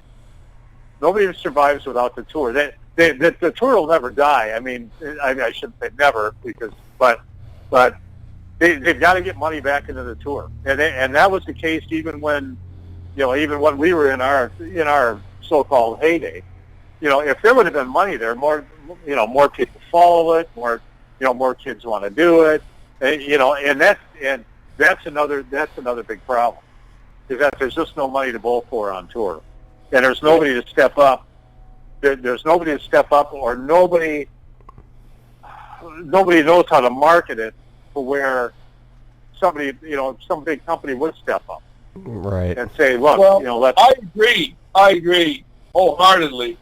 And again, at my age, my fear is there will be no tour.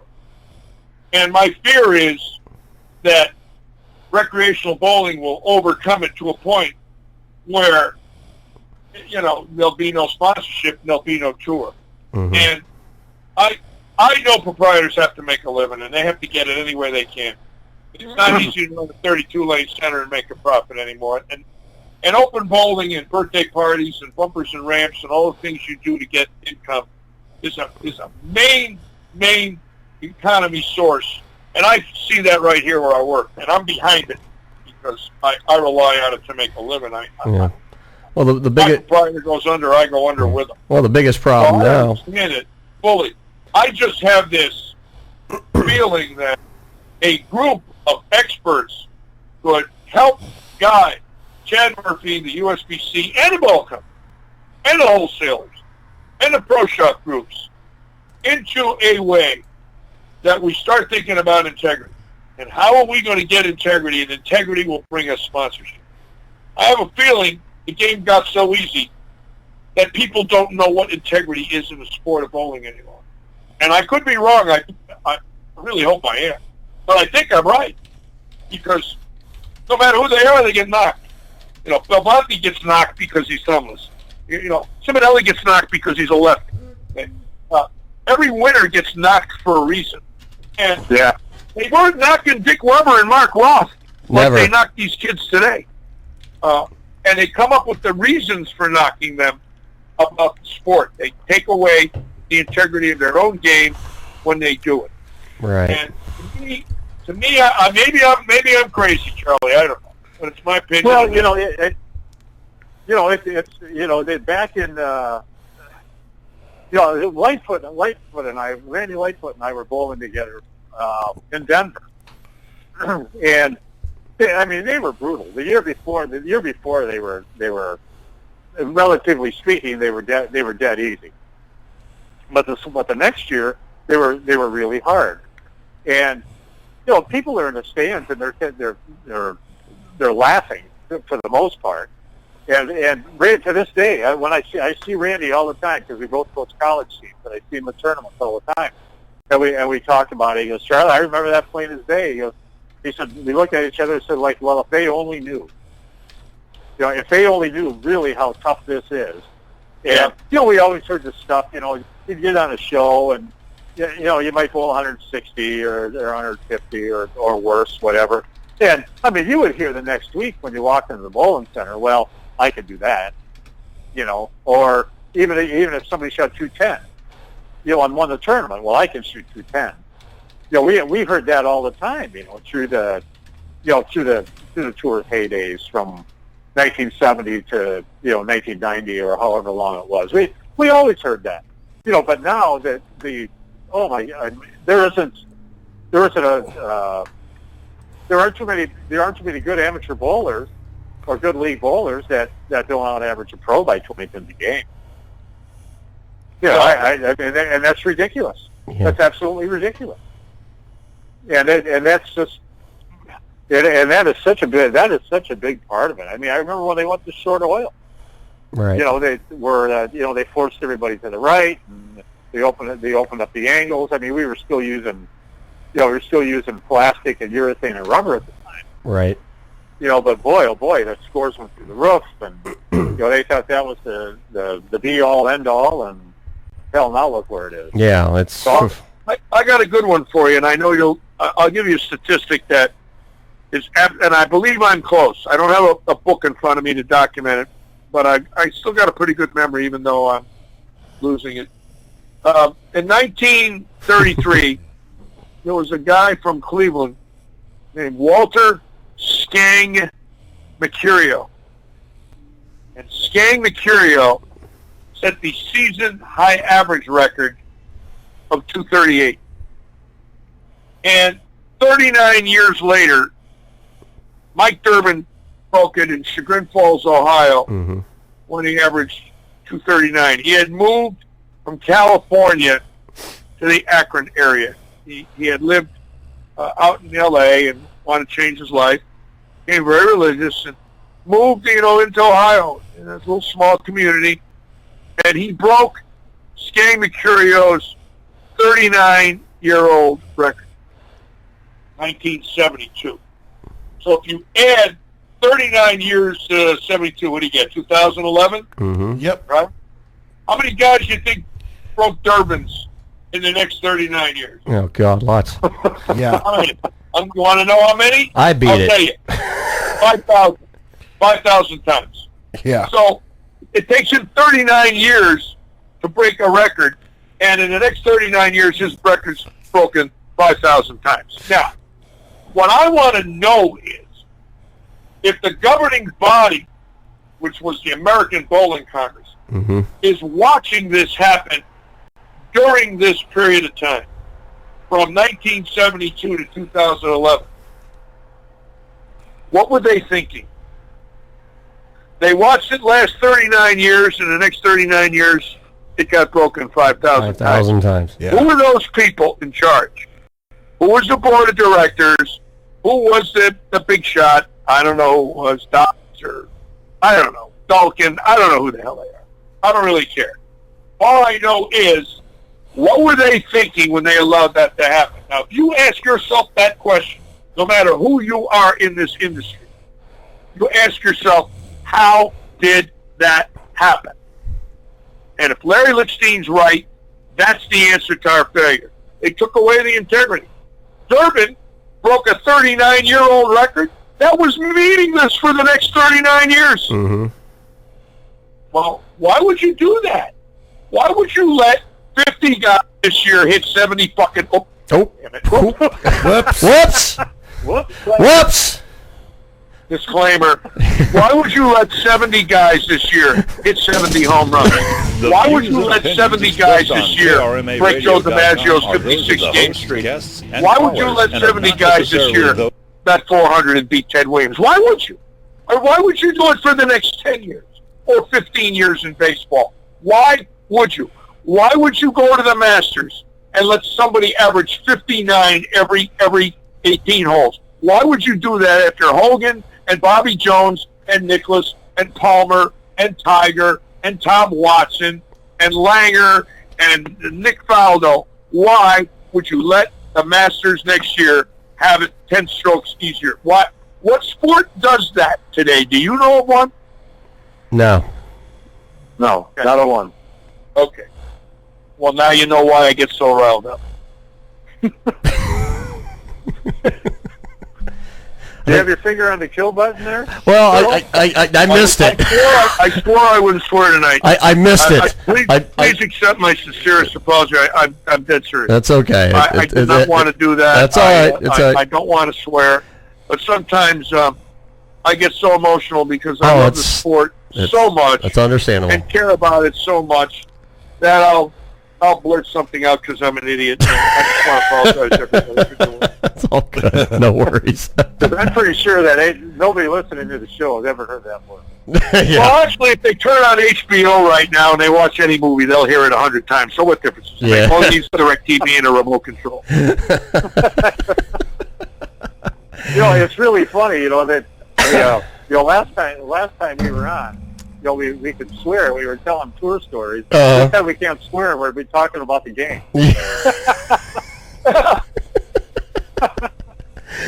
I know. What a difference. No, we had a policy change here at the station, so it's they made a policy. I believe there should be. I don't believe in that. I don't believe there should be profanity. I mean that seriously too. I'm so sick of it. On television and in the movies, it's got every kid so foul-mouthed from the computers and television. Oh, it's everywhere. It's everywhere. Coming out of a 12, 13-year-old kid today, my God. You said that 40 years ago, they'd have put you in Alcatraz. I mean, some of the things you're hearing is from another world. Oh, I know. It's insane. The stuff you hear now, it's, Like the stuff you hear. All right, I'll give this 20 laps to the wet noodle. You want to play with your wet noodle, John? I mean, I don't think Larry wants to watch that though. No, I don't think he wants to either. Well, hey, let's catch up real quick. Let's take a break here, and we'll pay some bills, so they say. You listen to Some Kind of Radio Show, Karma Radio. Stay tuned. We'll take just a brief break, another clip from Kingpin, and we'll come back to our guests. Stay tuned.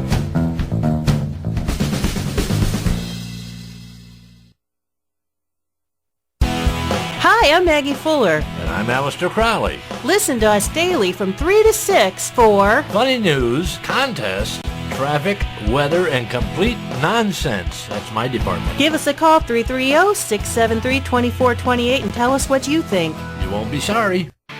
John's Outdoor Military Store. It's a gun shop. It's a military surplus store. located at 9375 US 224 in the Old Deerfield Schoolhouse. John's Outdoor Military Store, where they buy, sell, and trade guns, featuring Silver Stag and K-Bar knives, ammo and holsters. Stop in and shop and check out their monthly sale items. This month's items are t-shirts and ammo.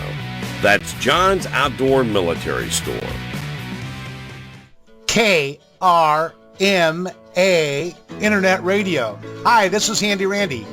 Tune in every Tuesday night for the Handy Randy Rock and Roll Show. I have a different theme every Tuesday. It might be the Beach Boys, it might be the Funk Brothers, and I have great, interesting guests as well. So every Tuesday, 6 p.m. Eastern Time, it's the Handy Randy rocking your socks off on Karma Radio. And give me a call, 330-673-2428. The views and opinions expressed on KRMARadio.com are those of the hosts, guests, and callers and are not necessarily those of KRMARadio.com, its management, or other hosts or advertisers. The shows found on KRMARadio.com can promote any lifestyle, belief, religion, political affiliation, or other personal practice. These shows are for entertainment purposes only and are not intended to treat, diagnose, and or claim any cure of disease or condition. Thank you.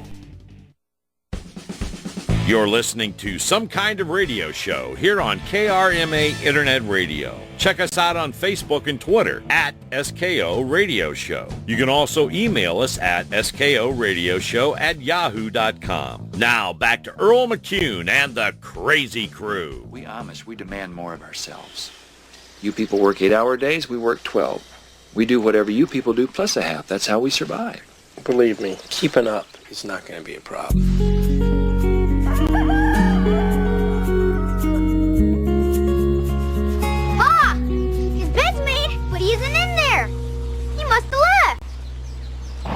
Guess Brother Hezekiah was afraid of getting his fingers dirty. Morning! Yeah, I hope you don't mind. I got up a little early, so I took the liberty of milking your cow for you. Yeah, it took a little while to get her warmed up. She sure is a stubborn one. Then pow, all at once. We don't have a cow. We have a bull.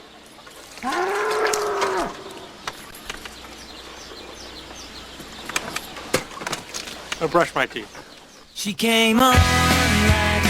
It's funny, you go to that song, She Came On. Yeah. On what? Came on something. Welcome back to Some Kind of Radio Show. That's almost as bad as the Lichstein special. Yeah. Yeah. Now, hey, Larry, I'm going to be coming down to Morgantown in June for that big tournament. If I bring my bowling balls to you, you promise not to have any feces or any urine on them? If you bring your bowling balls down here, I will do several things to them that will immediately call for an investigation. Hey, what's the substance in my thumb hole here? Wait a minute. Urine, okay? Break out the black light. Did you defecate? And you know what I love about my tournament, and I'm so thrilled to be able to do this. We're going to be using the USBC Masters pattern. Beautiful. And this house plays very tough on sport shots. I mean, very, very tough. It's not a high-scoring house on house shots. Right. So the minute there's nothing in the middle to push the ball and nothing to the right to bump it into the drive, it's going to be really execution, spare shooting. And I honestly believe we're taking 1 and 7, 70 bowlers a squad. If we fill, we're going to take 30 and then another 10 out of a roving number. So if we got 216 entries, we'd have, I think, maybe 44 finalists, 43, something. It's going to be a heck of an event. Yeah. And I don't believe that if a guy averages 205, I believe he'll make the cut. Okay. And it's 5 games to qualify. I believe 25 over will get you in. Now, the only thing I don't like about it is it's very tough because we're trying to make it tough. Right. I wish it was just very tough without us trying to make it tough. So in other words, we're trying to take a lane condition and make it extremely tough and extremely fair. Well, that's no bargain. It really isn't. Right. So our philosophy was, well, the USBC Masters is a sports shot, and the house plays tough. We got topography issues. It's a 50-year-old center. Mm-hmm. And I said, you know what? It's going to be tough. At least the first one in June. Now, the second one in July, I think we're going to make them tough again. Maybe we'll put the USBC team shot out. I don't know yet. Right. But I want them tough, and I want the winner to work. Right. And I want everybody he beats to say he bowled great. Right. And that's my motive. Brunswick, of course, has come to our rescue and really helped us tremendously with added money. And the Convention and Visitors Bureau of Morgantown has paid all the tournament expenses. So That's we're fantastic. allowed to, and we will be, paying 100% of the entry fee back.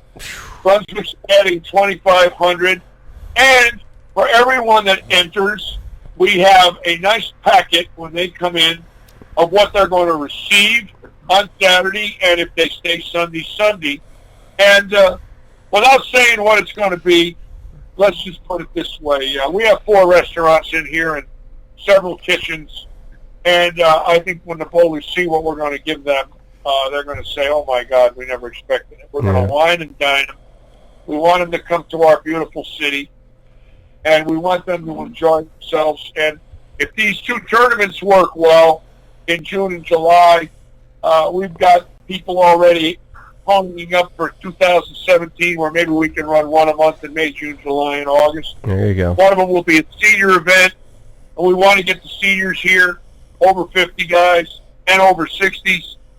And we want to try and change the culture here in this beautiful town, a wonderful town, and great college, great school here, 29,000 students going to West Virginia U. The health center across the street, West Virginia University Health Center, is state-of-the-art. And they've allowed me to live here. I have found a life here. I'm just grateful. Found a life. And you got John there, too. I mean, how can you go wrong? Yeah, we accepted him, so it's okay. It's a hidden gem. And I told all my friends here, you really know when I'm a West Virginian when I come in wearing a camo hat, a camo jacket, and some chalk. And then you'll know I've made it. Yeah. And you might even have the moon. Everybody here wears camo. If you don't wear camo here, you're not a West Virginian. Yeah. Now, just don't do the full Monty when it comes to the traditional West Virginian. At least once you get outside of the bigger cities like Charleston, Wheeling, and say Morgantown. Because then once you start getting into the full Monty West Virginian, then your family tree just branches less and less. Well, I didn't know. You're going to laugh at me when I say this, but when I was invited to come here last January, the fellow that was trying to set me up with some coaching here, that's how I came here, said, I'm going to get you a 1-week gig in Morgantown. And my first one is, where the hell is that? Without the university, nobody would know where the hell it was. Right. And he says to me, it's 60 miles south of Pittsburgh. I says, I traveled the United States for 40 years and I never heard of the damn place. and he said, oh, it's really nice. It's in the mountains and the people are really nice there. And my first thought is Burt Reynolds and Deliverance. I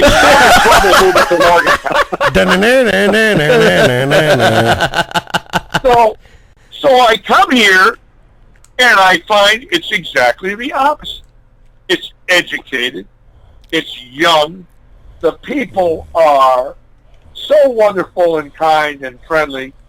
And I asked myself, how the hell can they possibly accept a miserable SOB like you, Larry?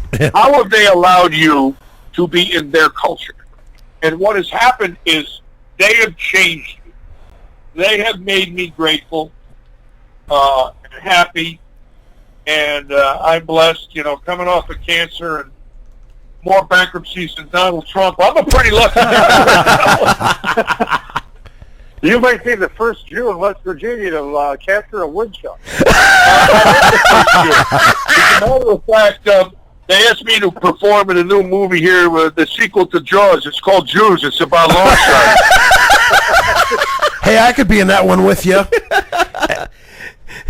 You could be like you could be like the rabbi there, Tony. Yeah, it could be. Well, I'm a converted. I think I got them all fooled. I actually, they can't believe I'm Jewish. Yeah. Well, number one, I'm not trying to chisel them out of any money. No. I shouldn't say that.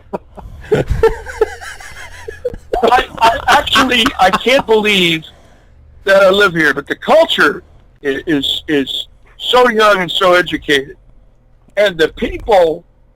I'll tell you the strangest thing of all. Okay. Is when I'm pulling out of the driveway here at the Bowling Center, they stop even though the light is green, and they let you go. Yeah. That's when I knew. That's when I knew I was in a different world. Uh-huh. Now, they actually stop and they wave you. So now I find myself doing it. You try to do that in Connecticut, you get the finger 6 times. You do that here, you get the finger 6 times. Yeah. The culture's different. And the proprietors that I work for, I've been here 50 years. They are the nicest family. They own 3 bowling centers, Parkersburg. And you know what's really interesting? They own Parkersburg, and Championship Bowling aired from Emerson Lanes in the 57-58 series from Parkersburg, and Bobby Kwolek won that series with Freddie Wolf in Championship Bowling. And here I am, and I love Bobby Kwolek. It was one of the first TV shows I ever watched in my life as a young boy at the age of 8, and I loved Freddie Wolf, and that's what got me interested in bowling. And my owner here owns that facility. Wow. And I said, oh, my God. The man I work for owns a facility where I first remember watching bowling 60 years ago. Yeah. Of course, the state really didn't have any great superstars, and I think Sam Flanagan won a PBA title here. Roger Workman was fantastic. He won on the senior tour. He won a house at the Villages, and was a great player. He's since passed on. But I think other than Sam and Roger, I think they're the only 2 from West Virginia to ever win. Yeah, I remember Roger. The tour. From up my neck of the woods. Yeah, I think only 2 champions out of West Virginia. So pretty obscure. Not like where you're from, Charlie, where so many great bowlers, out of Minneapolis, and now, of course, are you out of Detroit now, Charlie? No, Kalamazoo. Kalamazoo, the great George Howard, who I love, was on airport lanes over there, airway lanes. Right. Yep. Airway lanes. Yeah, he was one of my boyhood idols. I love George Howard. Yeah, he was a good egg. Yeah, and it's almost funny because when you were down there and you said they could hardly believe that you were Jewish, and it's almost, it's funny because, my dad's full-blooded full-blooded American Indian. My mom's side of the family's all full-blooded Sicilian, and I converted to being a Jew. Really? Yes. We had Mark Roth here to throw the first ball out of the league I formed here. I formed the Scratch Classic League in September. And a lot of people were asking, Mark and I questions about our lives. And, of course, Mark's Jewish. Yeah. And I was never really what I would call real practicing. I grew up in a Roman Catholic environment. I got married in church. I got married in St. Mary's Church. And my wife, Ann, was Roman Catholic. And my son, Michael, when he was born, was baptized Catholic. And then when my first wife passed on and I remarried, I married a girl who was Greek Orthodox. And when I had my second child, he was baptized Greek Orthodox. So as it turns out, my 2 sons wanted nothing to do with me because I was Jewish. I come from divorced parents. I've been divorced twice myself. And my brother, being single, unmarried, when his daughter got baptized 5 years ago, we walk into this Catholic church to have the baptism done, and everybody was in on the joke except the priest. So I tell the priest that I've never been baptized. Oh, he's more than happy. Dunks my head into the water, yada yada. Well, I threw a couple of Alka-Seltzers in my mouth. That water started foaming like I was possessed. Oh boy. You know, and the priest didn't think it was real funny, but everybody else, you know, got a good laugh out of it. You know, when I know Charlie will remember this. You know, when we were on tour in the early '80s, you could get away with what I would call ethnic slurs as long as you did it in the locker room and you didn't mean it. Right. Well, naturally, me being in there, me being a yid, I had to put up with it horribly from Malacosta and several guys, and of course Mal was Hispanic, and we would go back and forth in a way where if the rookies saw it, I mean, they thought we might want to kill one another, but that was part of the act. The act was to nail each other any way we could. Oh yeah. Well, obviously there was some limits that you couldn't do back then. In other words, hypothetically, you know, if somebody was gay, you couldn't say anything and you still can't today because it was such a sensitive issue, and it always will be because the slurs today mean so much more. But believe it or not, that locker room 35 years ago, you could pound somebody. Yeah. And I know Charlie saw it, and 200 people would be laughing and their stomachs would hurt because it was in jest. It was never what I would call in hatred. And naturally, in my case, you know, there wasn't too many Jewish guys on the tour. You know, Harry Golden was the tournament director, and of course Roth and Holman and Asher. That's really about it. Yeah. And now that you mention it, yeah. Wow. Yeah. So, you know, we had a tough skin, but I must say this, and I say this the rest of my life: I was never, ever, ever once slurred in a way where I thought it was hatred. I never did, and I'm proud to say that because, and I'm talking across this country, right? In my travels since the '60s, and you know, when you hear the horror stories about what happened, you know, to the black players in the '60s. And, you know, in baseball, right. Which was horrifying. Right. You know, and when Aaron was getting ready to beat Ruth, and the hatred he got, and the letters they sent him, you know, and he was in Atlanta, and, you know, it was a part of the South. The letters he got while he was in Atlanta, you hear some of the stuff they wrote him,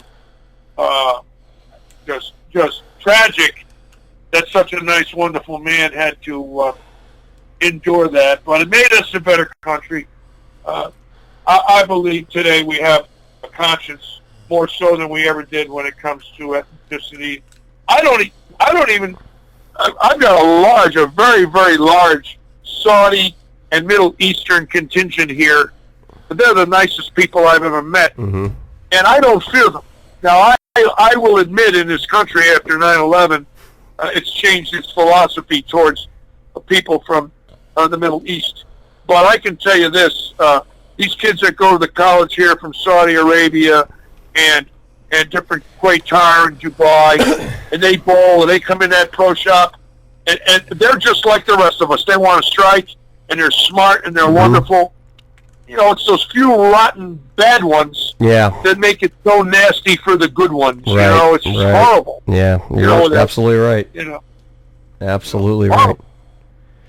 Well, we got to go to the news. You guys are more than welcome to stay on for another segment if you like. If you want, it's up to you guys.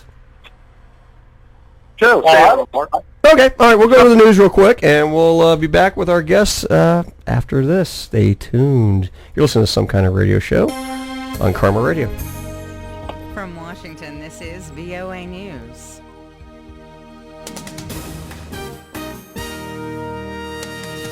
I'm Phoebe Zimmerman reporting. U.S. President Barack Obama says that Britain remaining in the European Union is good for both Britain and the United States. President Obama has dived headlong into a heated debate over a June 23rd referendum in which British voters will decide whether their country will remain in the European Union.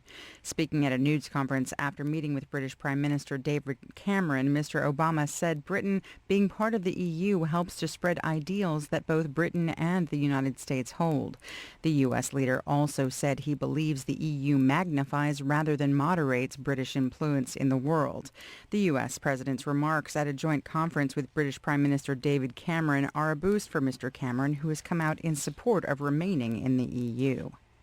Medical examiners have performed an autopsy on legendary U.S. musician Prince to try to determine why he died, but authorities caution that the results might not be made public for weeks.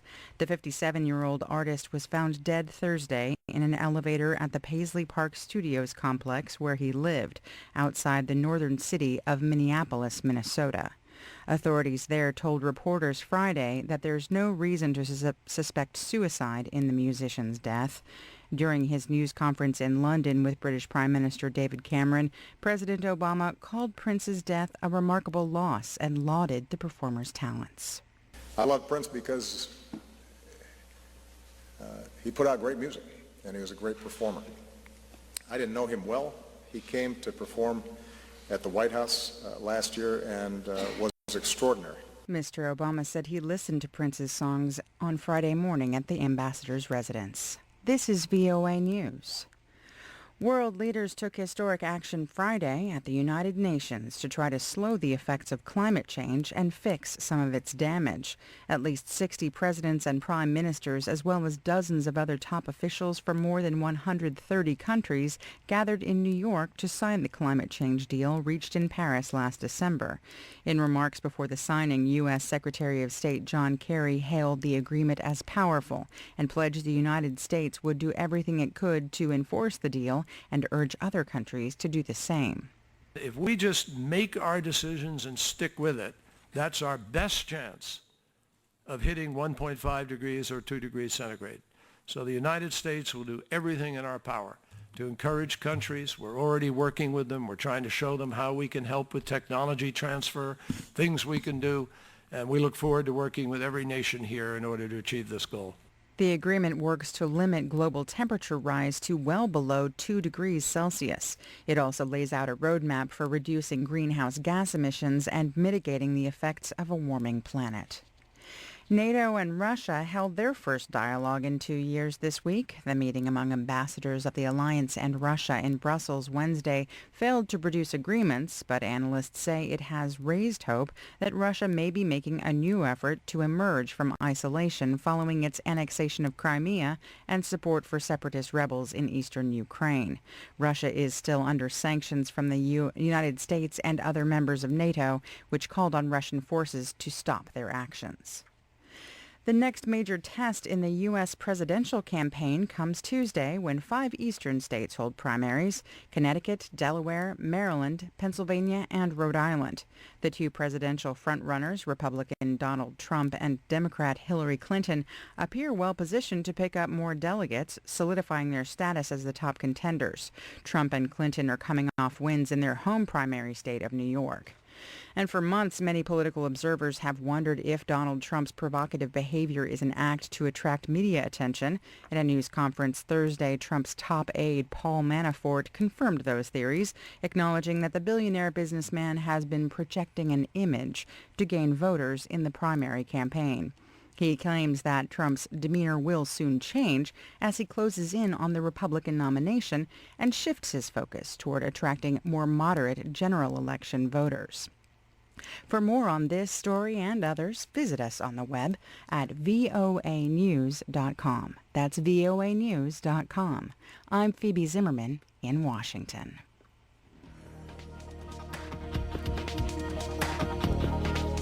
That's the latest world news from VOA.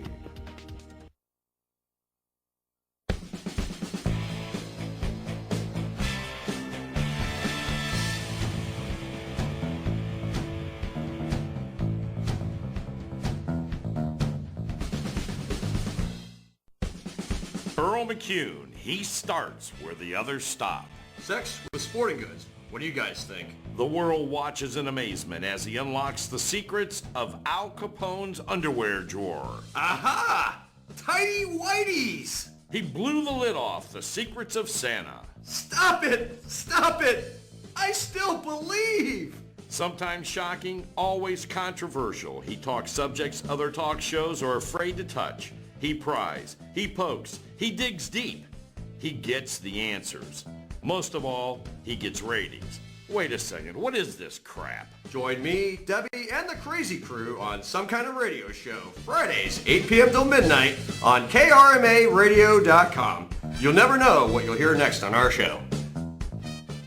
Hi gang, Maggie here from KRMA Radio. If you're like me, you know that college is a big expense for parents and students alike. Often the loans don't even cover tuition, let alone textbooks. That means money out of pocket on expensive textbooks. And luckily, there's a website that lets me save up to 80% off of textbooks that my kids need for school.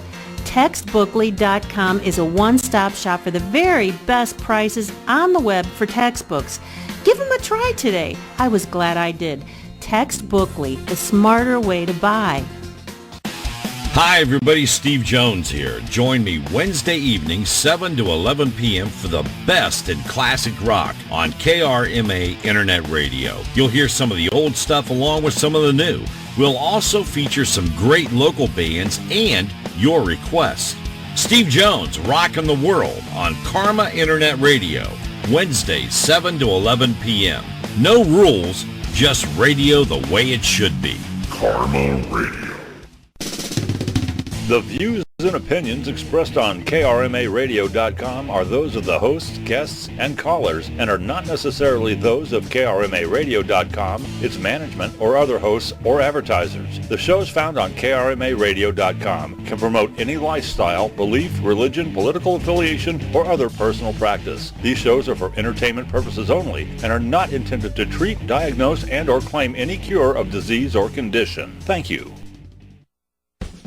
You're listening to Some Kind of Radio Show here on KRMA Internet Radio. Call now, 330-673-CHAT, 330-673-2428. Now, back to Earl McCune and the Crazy Crew.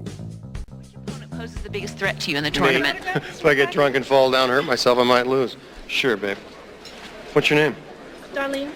I'm in 1103. Excuse me, what's the story behind this pending paternity suit against you? Oh, that's not a case at all. The woman's a stone-faced liar. Let's not even talk about that. I pulled out her really early on that one. Sorry. Thanks for coming. Hey! The Munson! Big Earn. Long time. I'll say probably a year for every topping on the table. I heard a horrible rumor. Oh, creepy. I'm sorry. You know, for the first couple of years, I felt responsible. How you been otherwise? You know, in the last 17 years, a day hadn't gone by that I haven't thought about what I'd say to you if I ever ran into you again. I bet. Hello. Oh, my God. Claudia? You two know each other? It's a small world when you've got unbelievable... That's right. Baby, we had some good times in Chicago. I remember. I know you haven't forgotten. Him and you? Why don't you quit slumming? The two of you together? Come back to me. Let's try to make it work. Let's try. Really try. How about it? I'd rather mop the floors at a peep show. Oh, girl, you still got your great stuff. Why don't you get the hell out of here? You ruined my life. Are you still holding on to all the anger? I said I was sorry. I meant it. Hey, I remember that night, too, and I don't remember anybody twisting your arm. Oh, God, just a twisting your arm to Munson. I can't wait to tell people. Hey! Don't do it, Mr. Munson. He's just trying to lower you to his level. Let me give you some advice. Stay away from this guy, huh? Give him a wide berth. He's what is called a born loser. A real Munson. Ow! Ow! Hey, you just shut up, mister. I don't know who the heck you think you are, but if you don't wiggle those childbearing hips out that door in 5 seconds, you're gonna find your nose sniffing my big Amish. Claudia, I'm in 1103.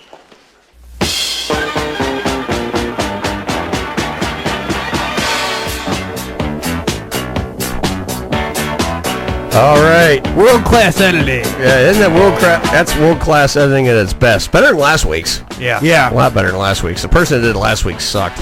Oh, yeah. Yeah. She's not here. You gotta kind of let those things slip through. Uh-huh. You know. Yeah.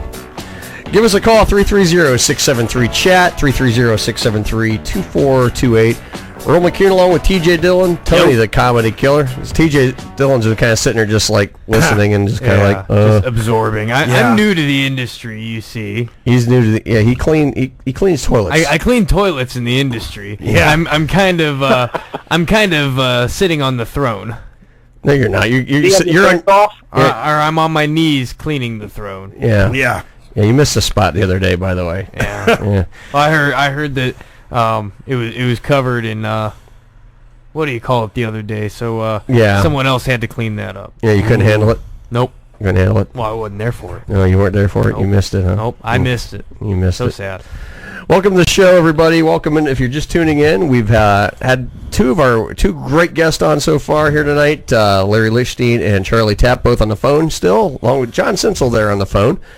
Give us a call if you'd like to tune in, or if you'd like to take part in the conversation, ask a question. We'd love to hear from you. 330-673-CHAT, 330-673-2428.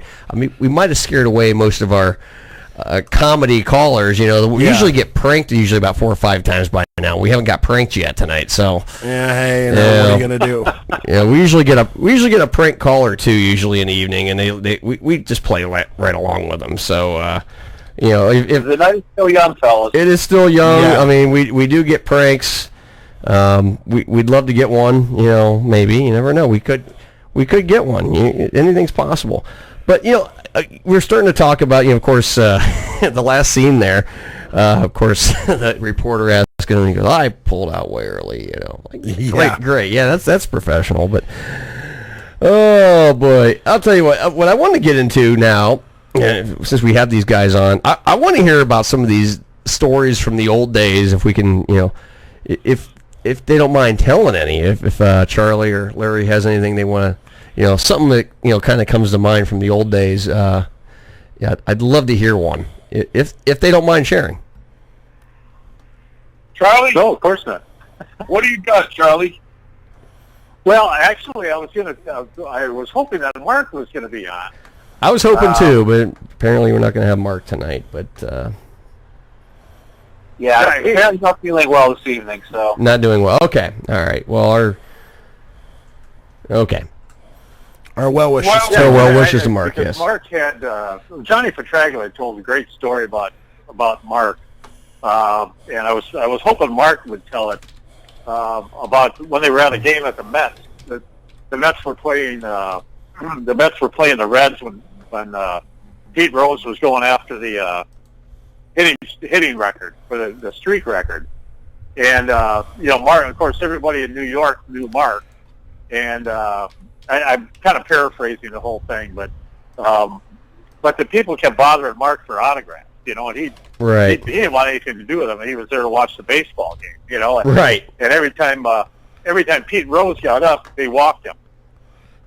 And and then Roth was screaming. Of course, we can't swear anymore, but Roth was screaming, at the managers and at the pitchers, to let him hit, you rotten, whatever. Right. And anyway, so they finally let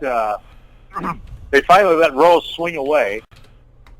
He gets a hit. He gets on first, and Ross stands up and screams, "Now pick him off." Nice. Yeah, let him hit. Now pick him off. Of course, without the swearing, it loses a little bit of its. Right, it loses. Yeah, I hear you. It loses its. But Petraglia tells that story. It's fantastic. I mean, he just goes through the whole thing about all these people are coming up to Roth. Right. Roth was just. Roth was like the king. You guys ready to take a call? All these people recognize him and stuff like that. He's trying to watch the baseball game. All right, we're gonna take. But Rose, they finally let Rose swing away, hit the hit, and then first thing Roth screams is tell him to pick him off. Hold on, Charlie. We're gonna take a call. Karma Radio, you're on the air. Hello, I'm calling from Big Girls Adult Entertainment. You guys called before. We love Big Girls Adult Entertainment. How's it going? We're just calling to confirm your appointment for tonight. That could be John's. That's John's appointment. John, they looking for you again. No, it wasn't my appointment, not this time. I have your name, phone number, and street address right here. Oh, good. Okay, well, send them over to John. Says you have reserved 2 of our full-figured women for the night. Good. Where are they at, John? John's waiting on them. I understand what's going on. You're nervous. Yeah, we're nervous. Let me assure you, our ladies have twice as much to go around. It's like you're getting 4 strippers for the price of 2. Well, that's a bargain rate, you can't go wrong. Okay. I can cancel your appointment. Please provide me your reservation ID. 1, 2, 3, 4, 5. Your reservation ID, please. I gave it to you. I need your reservation ID to cancel the appointment. No. John wants the appointment. Well, then I'm sorry. There's nothing I can do. I'm sorry to hear that, too. That's all right. All right, bye-bye. Big Girls Adult Entertainment called us. That's great. Once, twice, 3 times a lady. Yeah. Anyway, yeah, we do get prank calls on this show every now and then. But anyway, I'm sorry, Charlie. Go ahead. No. That was it.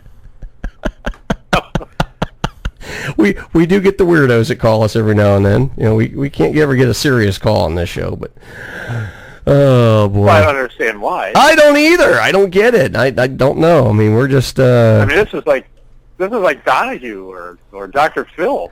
Yeah, right. Yeah, we're like we're like kind of, well, you know what, Tony, you kind of look like Donahue in a way without the gray hair. And I don't have the glasses to where I can point them at the sun and fry ants on the sidewalk. Charlie, did you say Donahue? Did I hear you say Donahue? I did. Eddie Elias was Phil Donahue's agent. Are you aware of that? Yeah, oh yeah, yep. Yeah. I didn't know if you knew that of course, he married Danny Thomas's daughter, and Eddie was the agent of Danny Thomas, Marlo Thomas, Phil Donahue, Bobby Rahal, Chichi Rodriguez, Fuzzy Zeller, Nelson Burton, Dick Weber, Don Carter, Chris Schenkel, Bill Kratzert, Hubert Green, in his career, along with obviously being the founder of the PBA.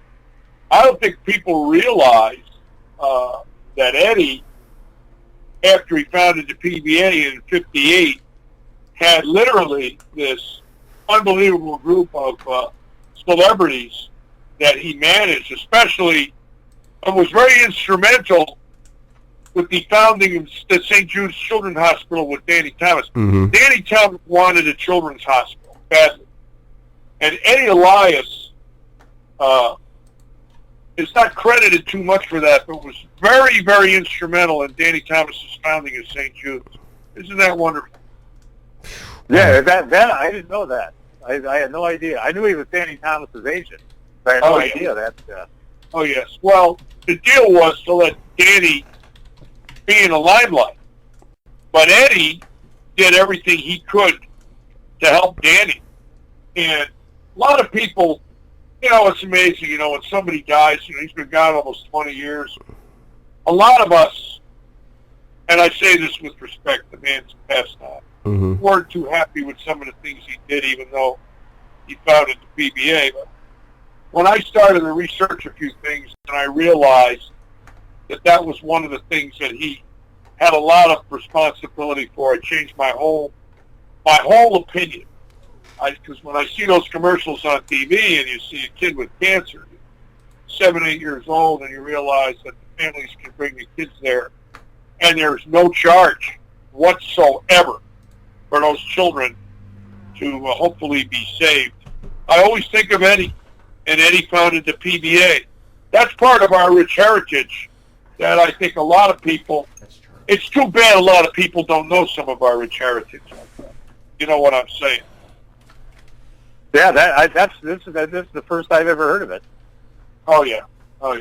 Harry Golden used to tell me all the time in the 70s and 80s when Eddie was alive, and Eddie and Danny are doing this, and Danny's doing that, and Marlo's doing this, Phil's doing that, and we used to go out to dinner and I get bits and pieces of it, and sort of, you look back now and it was a different time for us, as you and myself obviously haven't been out there when we were kids.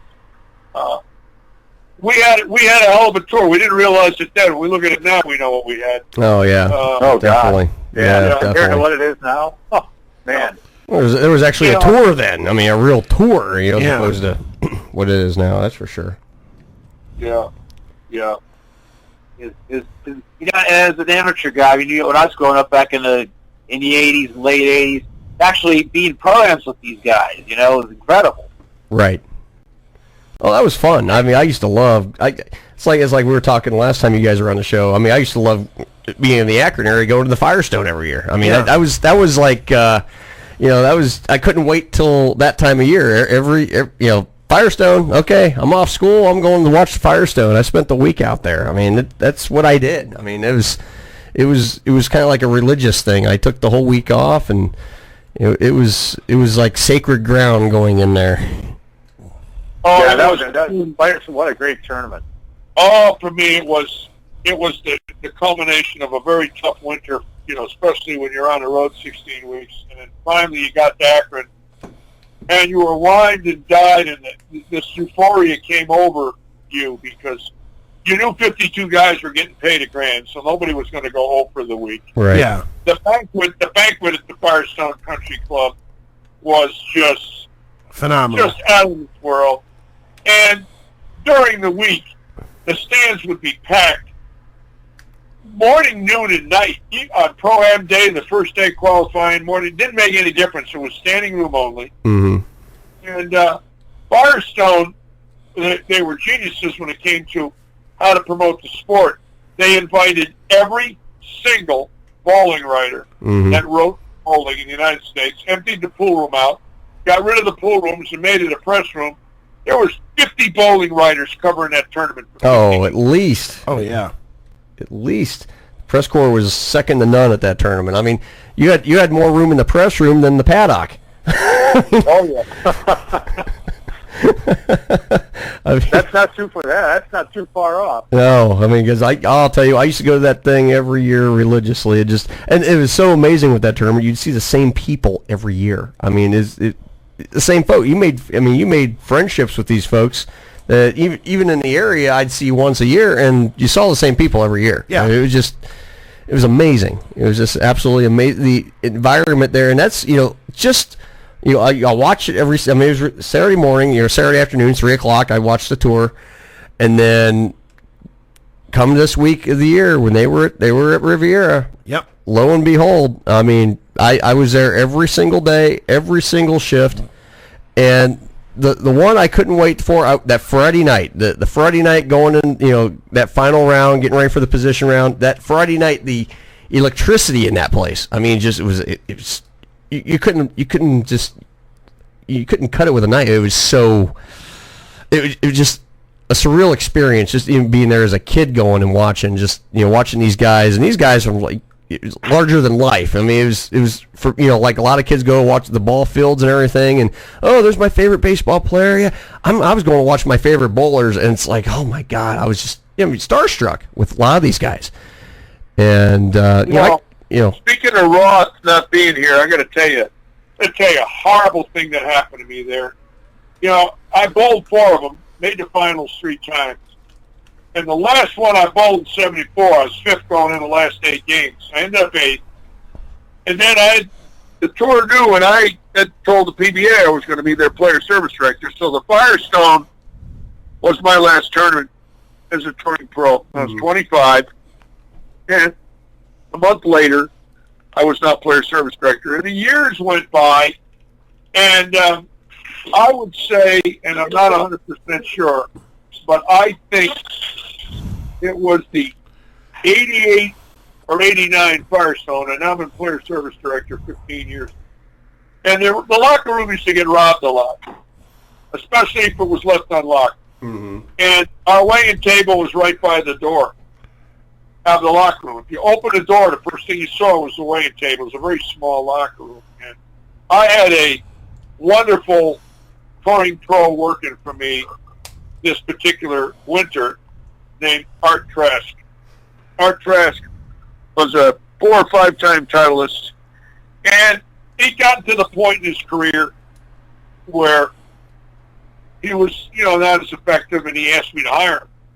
And it was an honor, because if I had touring player champions working for me, if they knew what was going on in that tour. So I had Kurt Schmidt working for me, who was a champion, and the great Art Trask. And Art liked to have a cocktail in between spots.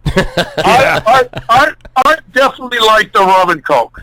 Not that I didn't, but the Friday afternoon squad ended at about 3, and they had to come back at 6. Right. And Roth left me his ball to put in the Luster Kings, and he wanted 10 minutes in it. It was a Brunswick GTB, I believe. And I had Luster Kings, and the GTB shined up real good. And the lanes were hooking, and they only hauled once a day. So the night block always hooked more than the morning block. Right. Roth was in 5th. He had never won the Firestone. It was later in his career. Had to be 88, 89. He hadn't been bowler of the year for 5 years. He's on the Brunswick staff.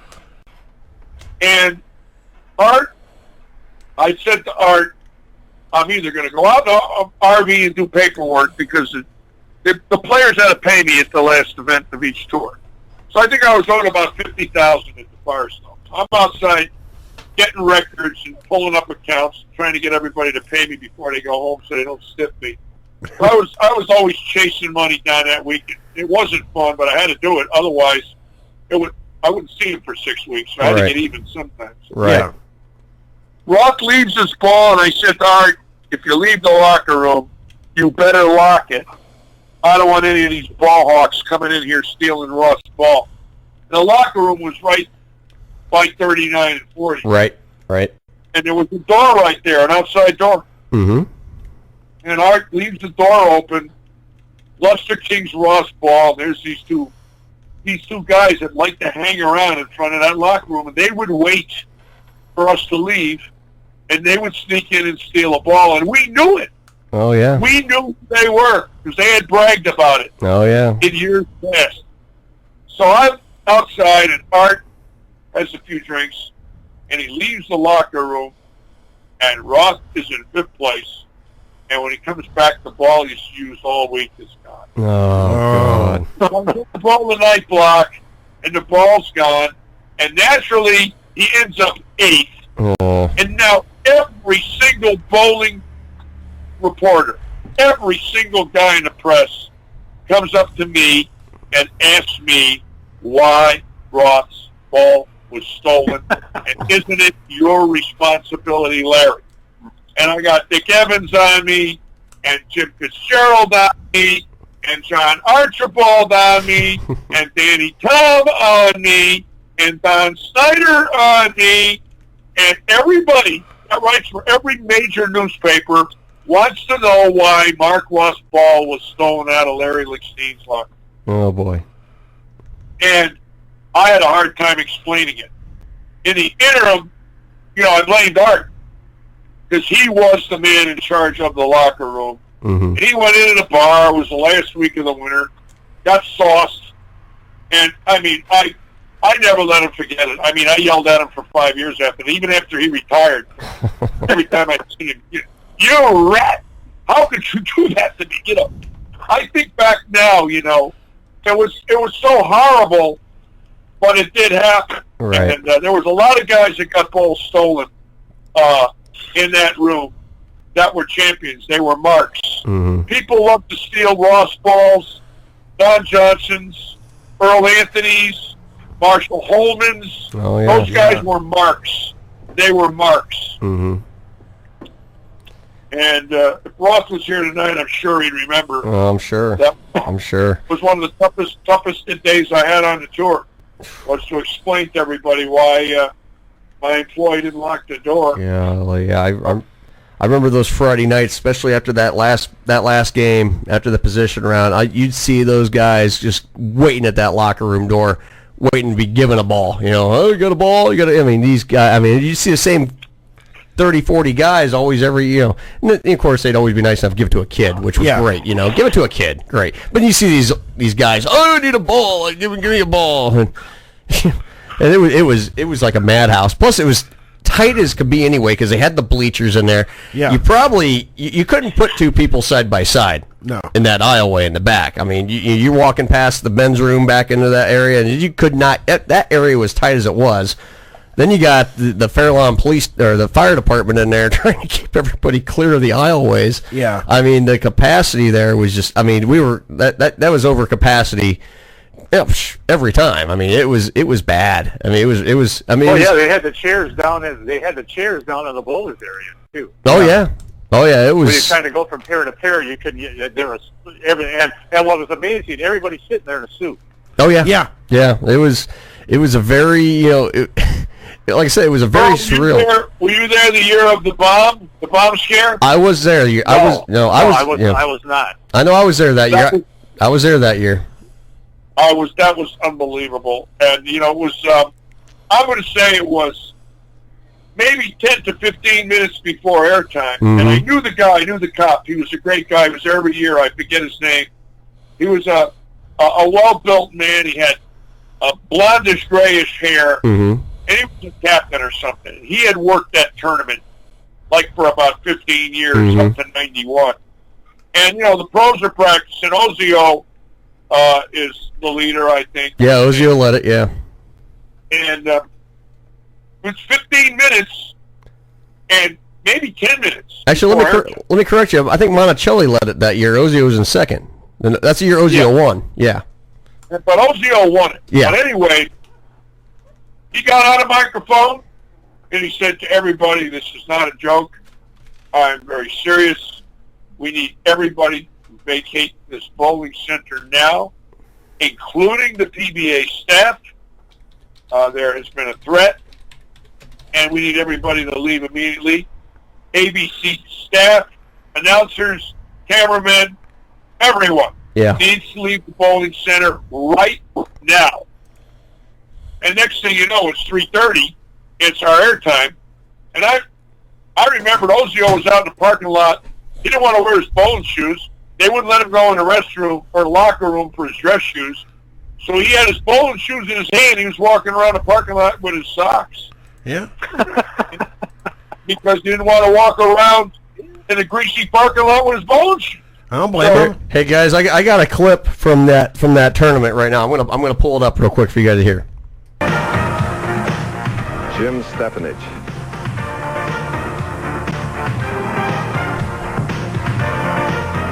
Wayne Webb. Pete Weber. Mark Williams. This is right before, as they were going on the air. Indelible honors for those that have won it. 5 more today will try to become the champion. The final game last night, the 48th, saw our tournament leader, Letta Monticelli, holding on to the lead with his superb play. Going to the last game, Chris Warren was in 6th position. He needed a big game against Harry Sullins. Chris got it, shooting a big 278. The fans loved it, and so did his best friend and coach, Billy Hall.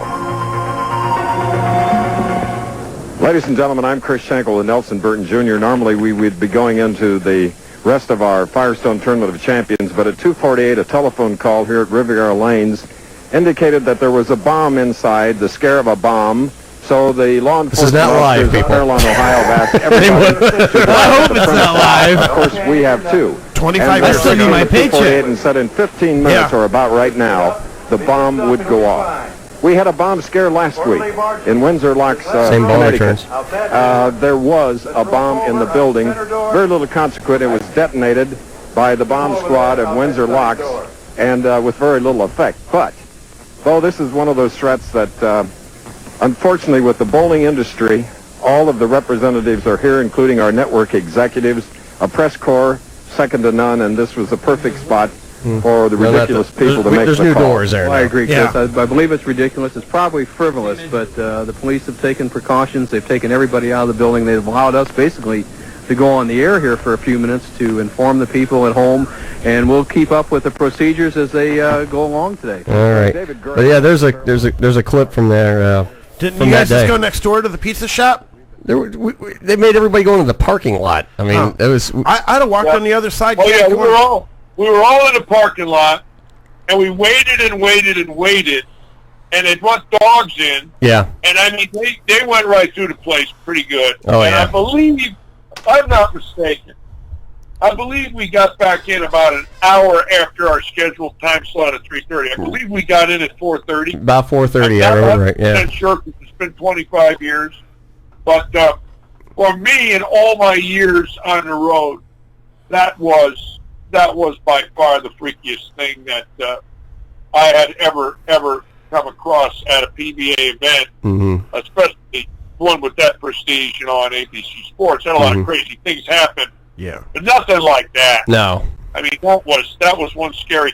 'Cause we didn't know. And my hometown is Windsor Locks. Right. And I was at that show. That's my home bowling center. That's where I learned how to bowl. Right. My boy Michael still has our pro shop there.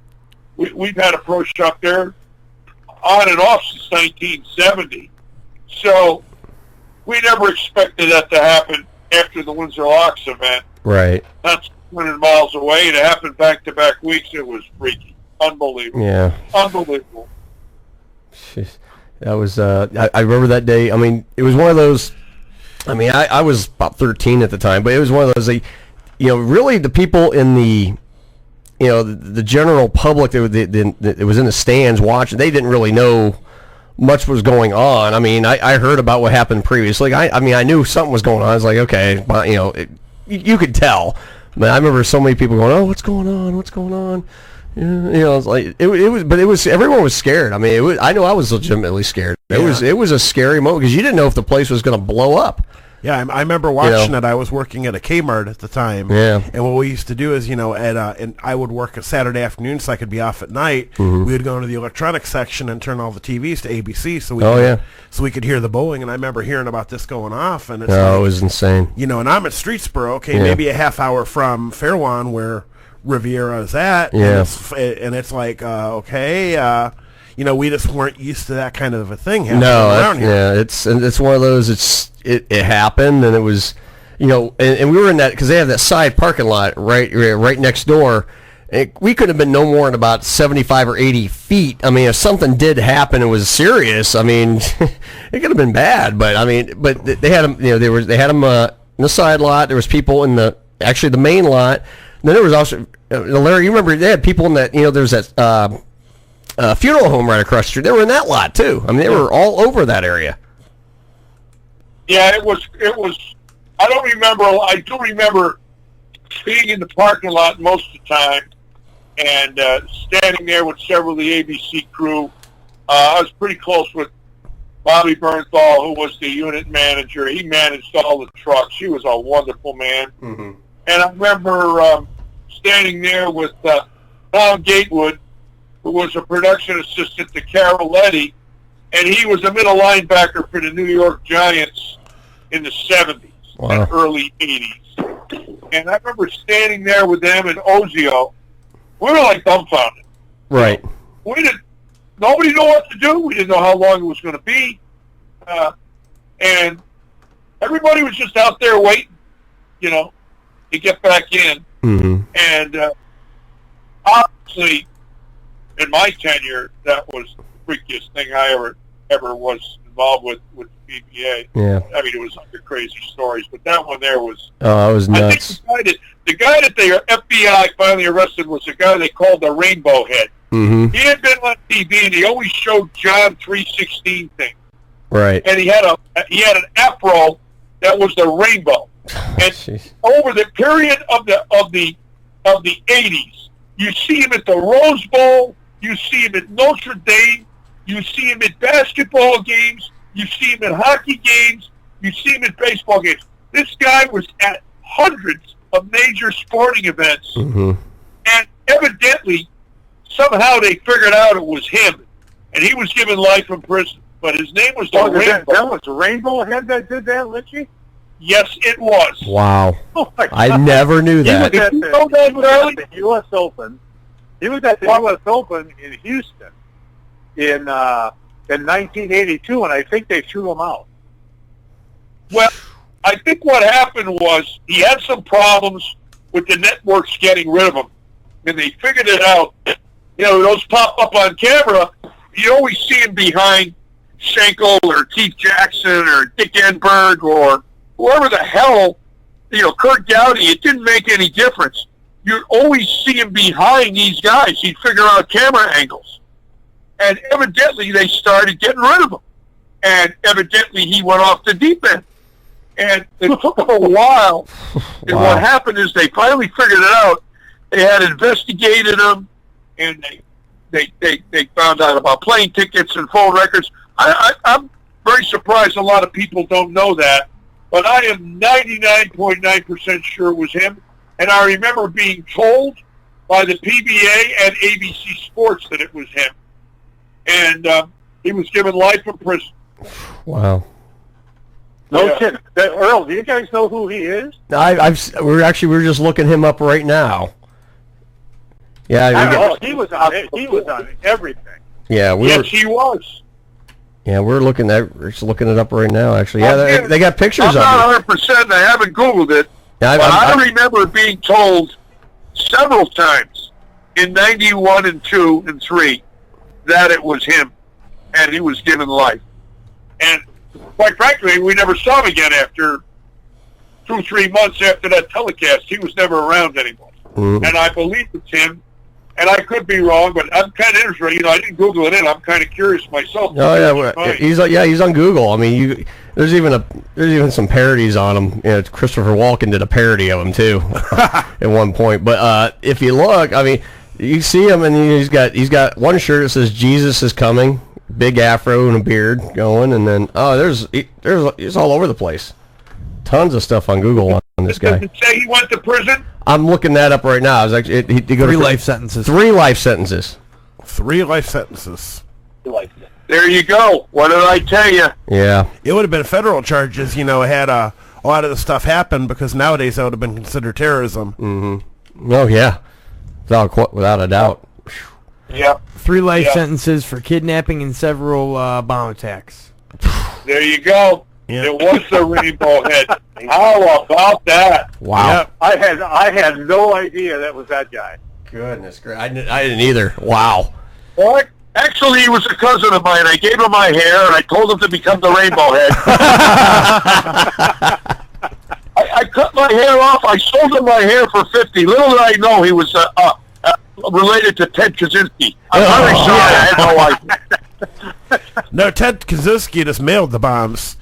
Yeah, but Litchy, the only problem is you cut all the hair off and it never came back. Yeah. Oh my God, is that gonna happen to me? I warned you. You warned me. I warned you. You did warn me, didn't you? I did. I warned you, and I showed pictures, but you said no. You said it would be a good idea, and that you'd attract all them young singles. We need to get you some. I need to lend you some of my Just for Men though for that goatee. Yeah, really? Yeah.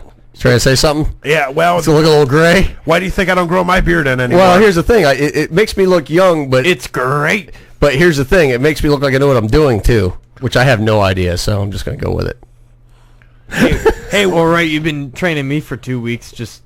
Yeah. Off of a whim. You guys have been talking about Kingpin.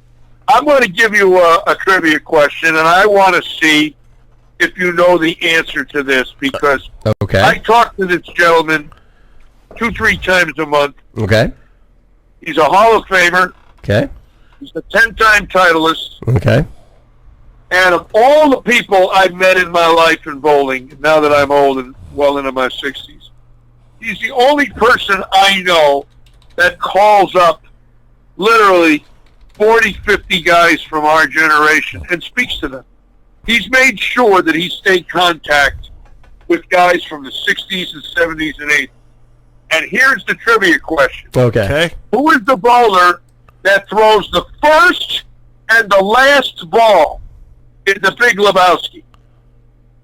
In the Big Lebowski. Wow, that's a good question. Well, I know it ain't Jeff Bridges, because he was the dude. You want me to let them answer it, Richie? Yeah. Go ahead. No.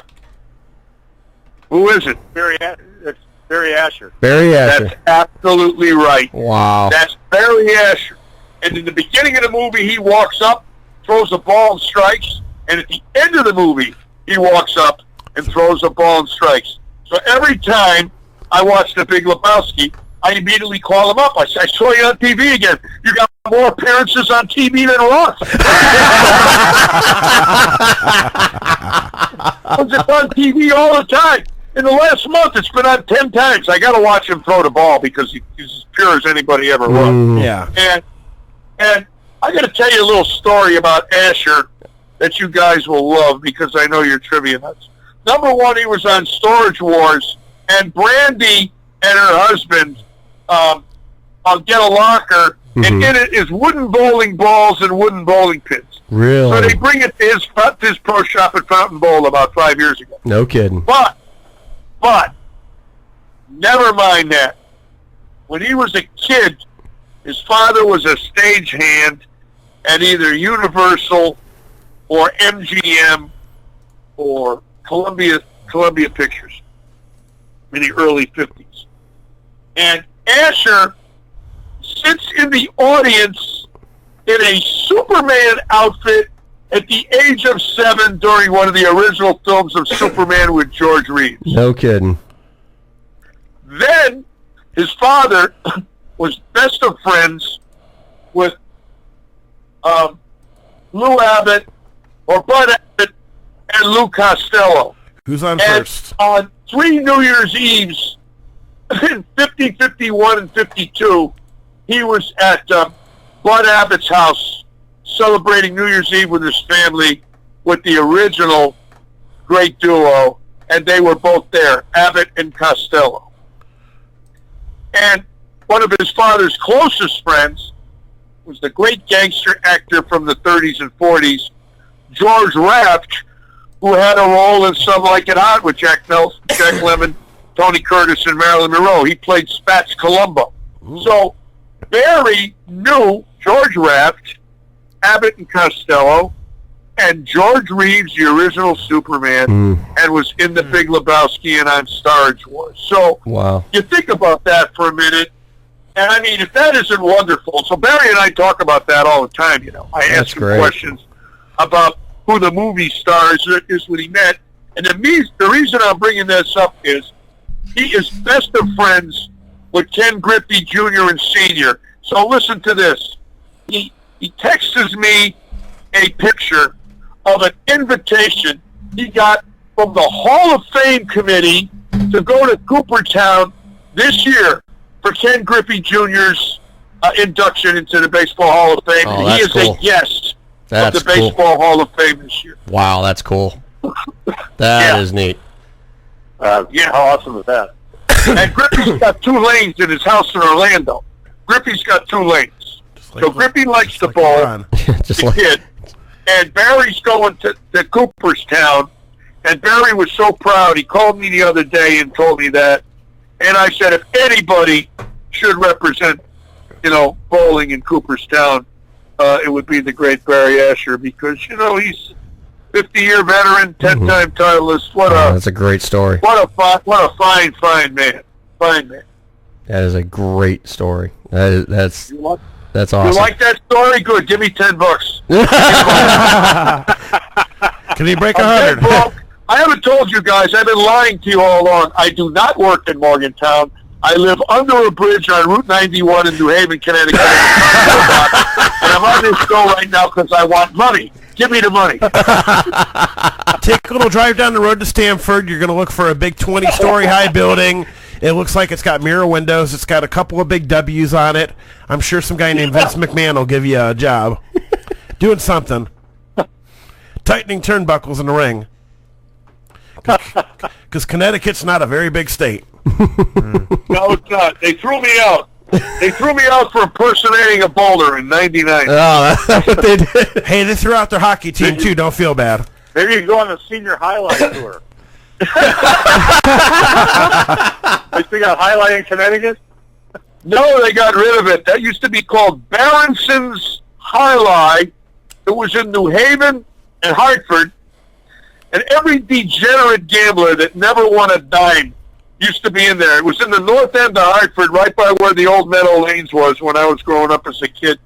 Every time I go into highlights, see every guy that couldn't bowl worth a dime worth the damn in highlight, try to make a score. they go between the Meadows and Highline to try to make a living. And, what a degenerate hole that was. I mean, it was depressing. I got to tell you the story, Litchie.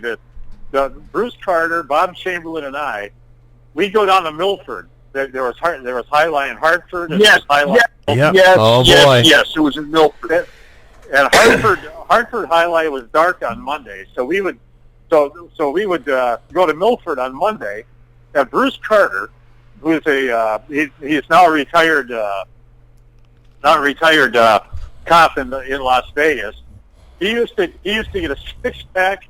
Of Diet Coke, a bag of cheese popcorn, the Highlight program for the next night, and he would sit up literally all night looking at what numbers hit on what game. So he'd be up till like 6 o'clock in the morning. He'd sleep till the middle of the afternoon, and then we'd head to the Highlight. Well, anyway, so we put in a couple $100 a piece, and we box score numbers every game. And the first night we went to Milford, and I hit a trifecta by myself for 5,200. Nice. And, and Chamberlain, myself, and Bruce, we were up about 4,800 for the week, right? Because Carter's sitting up all night doing his with the program, you know. So anyway, like I say, we're up 4,800, and it's the last match of the night, and we're sitting down close to the front. I don't know if you guys have ever seen Highlight, but it's a big court, and there's chicken wire in the front, you know, and of course they cheat like hell. So Carter and I and Chamberlain are sitting up in front, and we basically got this trifecta won if this one team wins. So anyway, the one guy's way in the back of the court. The other guy's in the front of the court. He has the ball in the scoop, and all he has to do is blump it against the wall. He falls down. Oh my goodness! Throws it straight up into the netting. So they lose. Well, Bruce Carter comes out of his seat, and Bruce he's like a lunatic maniac, redhead. He's on fire. He's so mad. You know, we're up $5,000 for the week. What do you give a crap? You know, we're out $96. Right. Yeah. Well, yeah. So he stands up, and most of these guys are, they were like Basque, you know, Spanish Basque and stuff like that. So you talk about shooting out the racial slurs. Yeah, I'm sure. And Carter is just screaming at this guy, and all of a sudden, here comes all these Highlight players. And they're coming after Bruce. So they're all trying to climb this chicken wire, and they're trying to get at Bruce, and Bruce is hollering at him, and here comes the security guard. Oh boy! I mean, it was insane. I've never seen anything like it. And this was the first night, or the last night we were there in Hartford. Luckily, because they'd have probably threw us out of the city and never let us back. Hey, on a serious note, I want to tell you guys something. Yeah. And I know you'll be I'm not joking. Now, Ernie Schlegel is my best friend. We've been best of friends for 47 years. We love each other. We're like brothers. And I don't see him a lot anymore because he lives in Washington, and, you know, I lived in Connecticut, Florida, and now West Virginia. But we speak to each other maybe once a month. Mm-hmm. Sometimes we drift away a little. So I don't realize about a month ago he got sick. And I mean, he got sick. They rushed him to the hospital. And your collateral nerve is in your neck, and it supplies blood to the brain. Mm-hmm. And the nerve, or the vein, it's an artery, collateral artery. And supplies blood to the vein. And he's getting dizzy, and he don't feel good. And Catherine rushes him to the hospital, and it's like 95% clogged. Oh my God! And I mean, he could get a stroke and die. So I don't know this. So he's back from the hospital, and he calls me up, and he can hardly talk. His voice is, you know, very soft and Larry, I'm in pain. He's telling me what's going on. Well, naturally, because we're brothers, after he gets his 15 minutes of sympathy from me, I figure, well, I don't care if we're brothers. He's getting it anyway. So I said, Ernie, if you were ever going to get sick, it was in your neck. And the fact that you've got plaque in your collateral artery, is that because what your ball did all your life? It plaque when it hit the pop. You let the weekends, the 600 laid in the gutter on every half hit, and you took it in the neck for 7 title matches till you finally won in 1980, and that's why it went to your neck. Well, I got him laughing so hard, he had to hang the phone up, and he's mad at me because I put him in pain, because every time he would laugh, it would hurt the vein because they had to cut him open and clean that crap out. Oh, my goodness. A couple of weeks ago, he calls me up and says, how you doing, you choke? I says, it's in your neck. You gagged off so many titles in the 70s, you couldn't win no matter who you bowled. Finally, you got lucky and you beat Burton in Kansas City in 1980. You got lucky with Pedersen when he left a solid 8. And, I'm giving it to him any way I can, of course. But I'm dead serious. He was operated on. He's doing fine. He's bowling again. That's good. He works in a pro shop in one of Houston's bowling centers out there in Oregon, Great. And he gives lessons. He's 75. He's going to be 75. He was just 75. Bless him. 74. Bless him. 75. And he's my best friend. Bless his heart. Imagine having Ernie Slagle as your best friend. Oh, oh God. Yeah, goodness gracious. That's great. Oh my goodness. Oh, we gotta go to the news. Yeah. Oh, we gotta go to the news. All right, we'll be right back. We're gonna go to the news. Karma Radio. From Washington, this is VOA News.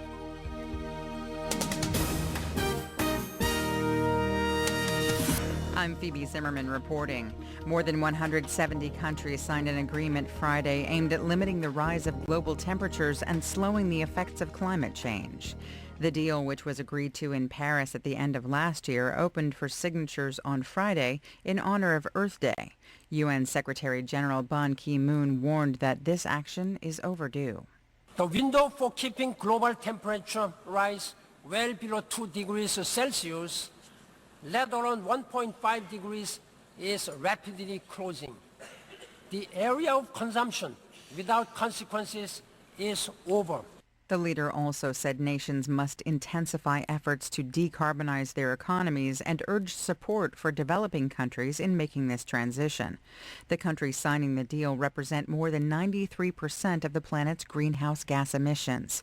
The world's biggest emitters, China and the United States, account for about 40% of emissions. Both countries urged early enforcement of the deal. Friday, 15 countries submitted their ratification to the UN chief.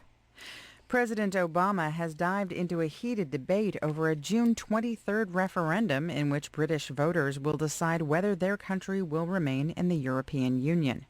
The U.S. leader said he believes the EU magnifies rather than moderates British influence in the world. The U.S. president's remarks at a joint news conference with British Prime Minister David Cameron are a boost for Mr. Cameron, who has come out in support of remaining in the European Union.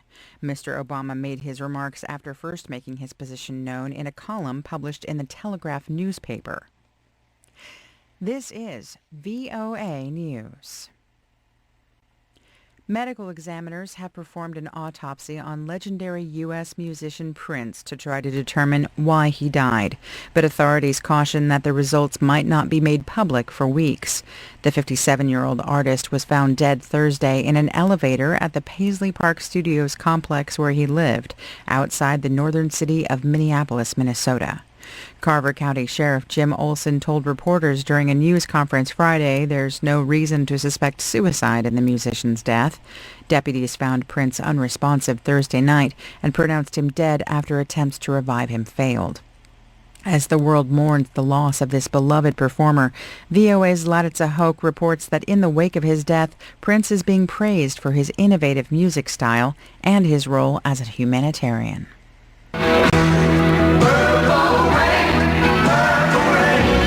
Purple Rain, the title song of Prince's 1984 album and movie, remains his signature work. The album has sold 20 million copies worldwide and is regularly ranked as one of the best of all time. U.S. civil rights activist Al Sharpton was among the first to point out that Prince was a humanitarian as well as a musician. I think that millions of people of all races and backgrounds are sad today with the sudden loss of a true prince who really was a king. At the news of his death Thursday, fans gathered outside Prince's home and studio near Minneapolis. Vigils and memorial services are being held around the country. Zlarica Hope, VOA News, Washington. The United States is purchasing 32 tons of a key component in the development of atomic weapons from Iran in a bid to help Tehran implement provisions in the landmark nuclear deal. The U.S. Departments of Energy and State confirmed Friday the purchase of heavy water, which can be used to produce weapons-grade plutonium. The plan was announced as U.S., Iranian, and other officials met in Vienna to discuss implementation of the nuclear agreement, known as the Joint Comprehensive Plan of Action. Police in Pakistan say they have arrested an al-Qaeda financier who has been on the United Nations Security Council sanctions list for 4 years. Abdul Rahman Sindhi was arrested Thursday in the southern port city of Karachi. Sindhi has been on the UN sanctions list since 2012 for providing facilitation and financial services to al-Qaeda. He is said to have had close ties to al-Qaeda founder Osama bin Laden, his successor Ayman al-Zawahiri, and Saud Memon, a key suspect in the kidnapping and murder of U.S. journalist Daniel Pearl in 2002. For more on this, visit us at voanews.com. I'm Phoebe Zimmerman in Washington. That's the latest world news from VOA. Hey, this is Amanda of Eye on the Target Radio, Monday nights on KRMA. Join Rob and I at 7 to talk the latest on guns, concealed carry, and the Second Amendment. Monday nights from 7 to 10 on KRMA, Karma Radio. John's Outdoor Military Store. It's a gun shop. It's a military surplus store located at 9375 US 224 in the old Deerfield Schoolhouse. John's Outdoor Military Store, where they buy, sell, and trade guns, featuring Silver Stag and K-Bar knives, ammo, and holsters. Stop in and shop and check out their monthly sale items. This month's items are t-shirts and ammo. That's John's Outdoor Military Store. Hi, this is Frank Stams of the Best Stams Sports Show. Please join Jay Brophy and myself on KRMARadio.com Thursday nights from 8 to 11. We talk all sports and anything on your mind. The views and opinions expressed on KRMARadio.com are those of the hosts, guests, and callers and are not necessarily those of KRMARadio.com, its management, or other hosts or advertisers. The shows found on KRMARadio.com can promote any lifestyle, belief, religion, political affiliation, or other personal practice. These shows are for entertainment purposes only and are not intended to treat, diagnose, and or claim any cure of disease or condition. Thank you. You're listening to Some Kind of Radio Show here on KRMA Internet Radio. Call now, 330-673-CHAT, 330-673-2428. Now, back to Earl McCune and the Crazy Crew. So, Roy, let me ask you, what have you been doing all these years? Well, after the hand, there was the 80s, for a while. Drinking. Yeah, a lot of drinking. Are you still drinking? No, I don't. That's behind me now. Why are you buying?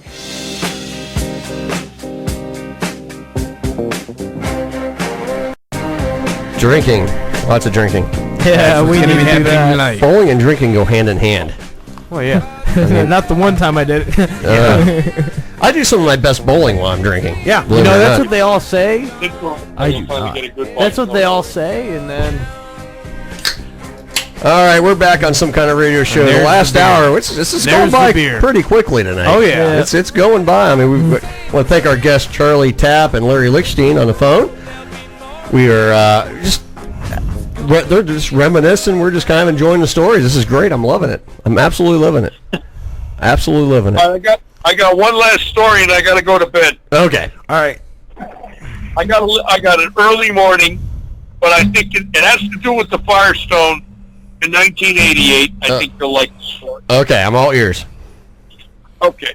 Normally, after the winner would win the Firestone Saturday night, there would usually be a party in the bar at Riviera. Oh, yeah. It was the end of the winter tour with 16 weeks. Everybody was exhausted emotionally, mentally, because the guys worked hard to bowl for a living. The staff was tired. Everybody's tired. Mm-hmm. And I'm in there till about 1 in the morning, and I want to leave the next day around noon. And I'm driving the 18-wheeler back to Suffield. And my staff is all heading away to where they live. And Randy Stoughton is going to Indiana, and Kurt Schmidt's going to Indiana, and Dave Smart's going back to Florida. And but Dave's going to drive my Bluebird bus back to my house in Suffield, and he's going to fly out of Hartford. He leaves Saturday evening after the party. Mm-hmm. I'm going to stay till Sunday. So I get a hotel Saturday night. I get up Sunday, the batteries are dead in the tractor. Oh, boy. The tractor won't start. Now, it's Sunday, I can't get anybody over there to help me, and they're dead. And I got a couple guys over there trying to jump me with pickup trucks, and this damn thing won't start. It wasn't flooded with pee and poop, I got to go out yeah. and buy 4 new batteries. So I go out, it's a pain in the neck, and I get on the road at 3 o'clock. Now, I take the road going towards Erie, and I get on 90 at, west of Erie, outside of Cleveland there, the north side of Cleveland. And I'm going to take the New York State Thruway all the way back, come into Mass Pike, east of Albany, and go into northern Connecticut through Massachusetts. And normally when I drove the roads, I would always have with me some perfectly set up handmade cigarettes. And I had been using these handmade cigarettes since I started rooming with Schlegel in '69. Yeah. So, now, my wife, I hadn't been with my wife, Ann, for 3 months, and I'm dying to get back to my house in Suffield. Mm-hmm. Now, when you have an 18-wheeler, you have to have a logbook. Yep. You have to log in your times that you drive and your times that you don't. You also have to have what is called road tax permits, fuel tax permits, and a medical card. Right. Proving that you've been to a doctor and that you're fit to drive an 18-wheeler. Right. Well, I have none of the above, and I get to the east side of Albany, and I'm doing 77 in a 55. Oh, boy. And the tractor is full of this smoke from the hand-rolled cigarettes. Normally, because the smoke had a smell like a skunk, I would keep a can of Right Guard next to me and take what we would call the Arnie Goldman shower. I would spray myself with Right Guard anytime I chose to smoke one of these hand-rolled cigarettes. Yeah. So, cops behind me, the gumball machine's on, it's 11 o'clock at night, and I got a promise from my wife Ann, if I'd be home by midnight, I'm gonna have something very nice for me waiting. So, I can't wait to get home. I'm all horned up, I'm stoned, and I'm east of Albany, and I'm doing 77, and now the cops behind me, and I'm scared to death. So I roll down my windows, and I keep going for a while to get the smoke out of there, and I'm spraying Right Guard and Glade. And I got this mist coming out the windows of Right Guard and Glade. Finally, I got to stop. He steps up on the step plate, He looks in the, I was wearing headphones listening to Stevie Wonder. So he steps up and he says, "Were you listening to those headphones? Were those on?" I says, "Yes, I was, officer." He says, "Let me see your logbook." I says, "I don't have one." "Let me see your medical card." "I don't have one." "Let me see your road tax permit." "I don't have one." "Your fuel tax permit." "I don't have one." He looks at me sarcastically and says, "You have a driver's license, don't you?" He looks at me. He backs off away from the tractor. He stands out almost in the middle of the road. He's looking at the side of the trailer, and on the trailer it's got Brunswick, Columbia, Storm, Dexter Shoes, Pro Sport System, AMF, Track. He steps back up onto the tractor and he says to me, "You're Lichstein, aren't you?"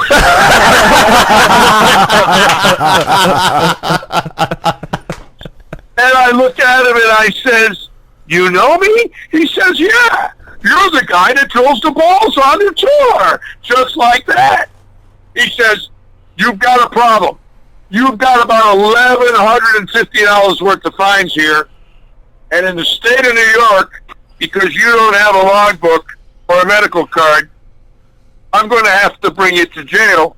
You're going to have to spend the night post bond, and the judge will be in the morning, and you're going to have to pay the fine before you leave." And I says, "Can't you let me go? My wife's waiting for me, and I got a promise." Now he looks at me. He thinks there's something wrong with me. And then I said the magical word, "How do you know me?" And he says to me, "Well, I bowl in East Greenbush." I says, "What do you average?" He says, "About 220. I says, "How many balls do you want?"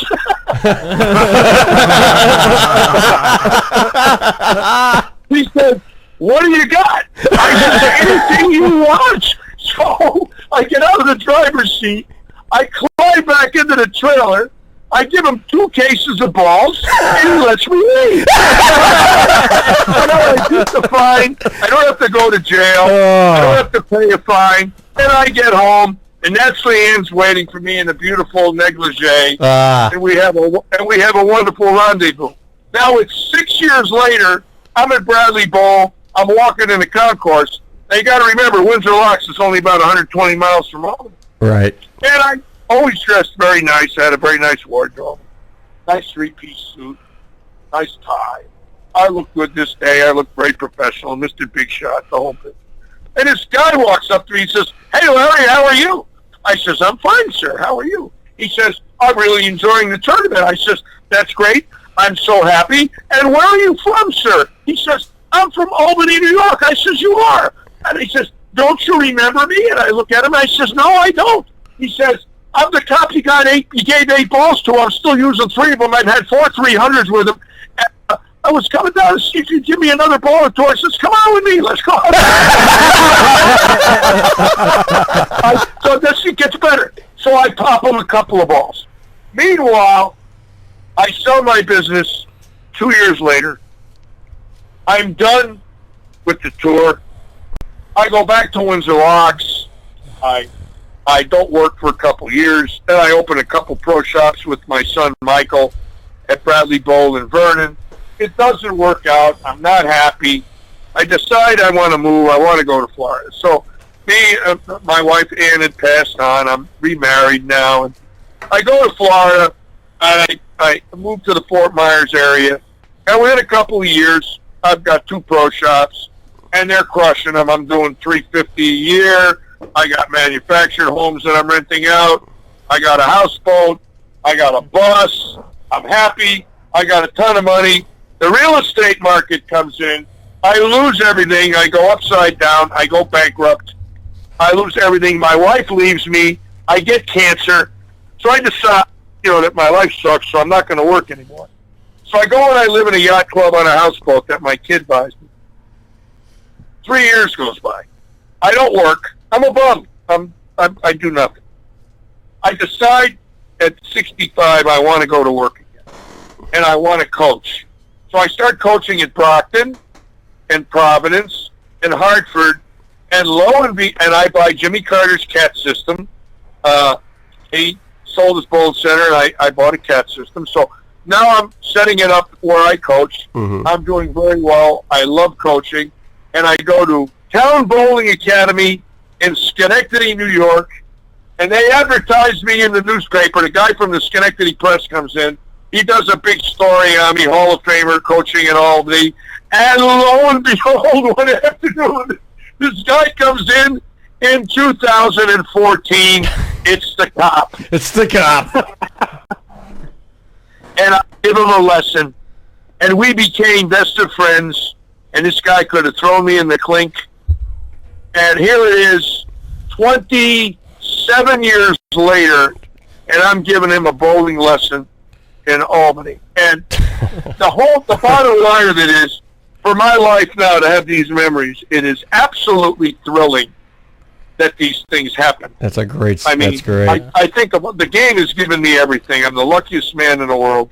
Oh, yeah. To have had the life I've had in the sport. Absolutely. And lucky to be with you guys tonight. I want you to know that. Larry, we thank you for coming on yet again and joining us tonight and talking all this time with us. It was such a pleasure to hear from you and talk some stories. Now, I'm looking forward to coming down there in June. I want to come up. I want to shake your hand when I come see you. You will shake my hand. Earl, do you live in Akron? I live in Akron. I live in Cuyahoga Falls, but I actually this will crack you. Have my phone. You have my phone number, right? I don't know if I am or not. John can definitely give it to you. Well, I want you to text me your address because I have to send you a bill for this show. So okay. Make sure you do. You'll never talk to me again. I'll make sure to get that to you. But this will actually. I don't spread this on the air much, but I actually right now currently I work at Riviera Lanes. Do you really? Yeah, I am I'm the facilities manager / head mechanic there now. Yeah, you're my boss. Wow, isn't that wonderful? What an iconic house.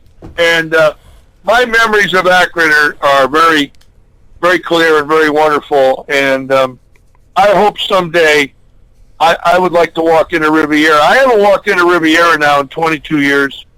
And, boy, I'm sure when I go in there, I might get a little misty-eyed. What a wonderful, wonderful area Fairlawn was, and what a wonderful facility. And the people of Akron treated us like gods, and I'll never forget. Right, Charlie? How about the way we were treated there, bro? Oh, God. That was awesome. Just when you go into town, they had the shield with your name on it. Oh, yeah. I remember those. All the way down the street. It was great. Oh, I remember those. Absolutely great. I loved it. I got the bowl 5 times, and it just I still got all the memorabilia from there, and my scorecards from when I made the finals. Mm-hmm. What a wonderful place to bowl. Oh yeah, it's great. Yeah, but I'm thrilled that you work there, Earl, because what a heritage what a place you're in. I hope and pray it lasts. Some of these old places now, 50, 60 years old, they're closing left and right. Mm-hmm. I pray to God they don't close that one. We're doing good. We're doing really well. We're busy. I'm glad you're doing well. Yeah. That's wonderful. We're doing very well, and the place is I'm going to sign off now. I've got to go get up real early in the morning, and I'm kind of out of it. But gotcha. I want to say it was an honor and a privilege to be with you guys. Well, thank you, and then we're honored and definitely a privilege to have you on the show and joining us tonight, Larry. It was such a great time listening, talking to you guys, and it's been great. I look forward to seeing you in June, and Charlie, I look forward to seeing you. God bless you, my friend, and you're a great credit to the sport of bowling, and I'm proud to know you. Rich, it's always a lot of fun. Hopefully, somewhere we'll cross paths again. I sure hope so. And say hi to Marlis for me, and best of luck to you guys. Oh, thank you. Thanks, Rich. All right. Okay. Thanks, Larry. All right. Well, let's take a quick break real quick, shall we? Let's do that. What kind of break? A quick one. A quickie break. All right. How quick? You're listening to Some Kind of Radio Show here on Karma Radio. Stay tuned. We're going to play our final clip of Kingpin and wrap the show up.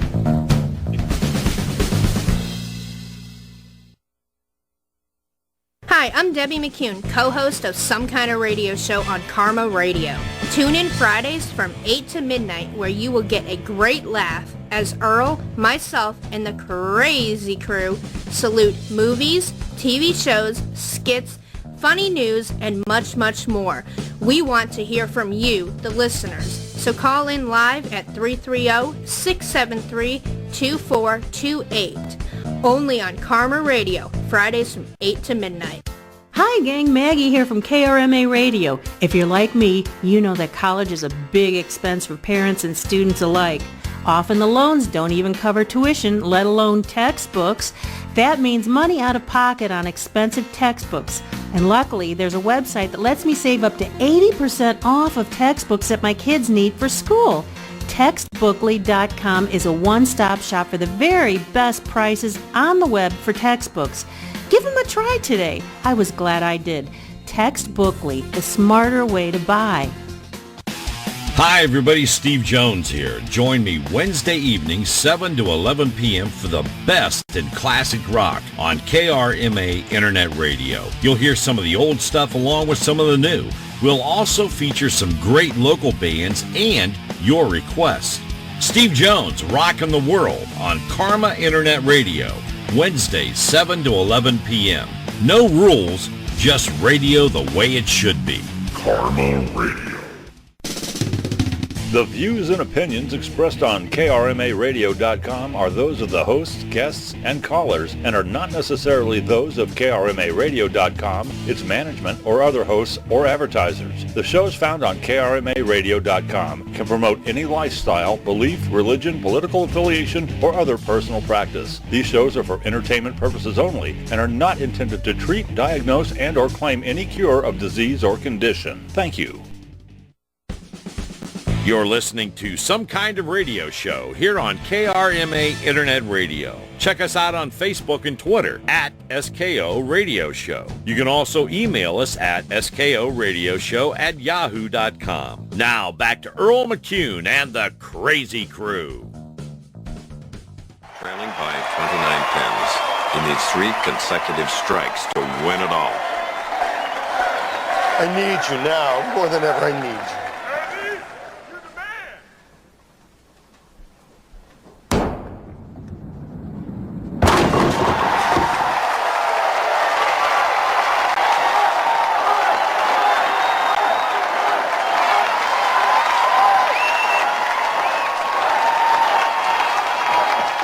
Strike down. 2 to go. You can cut this pressure with a knife, Chris.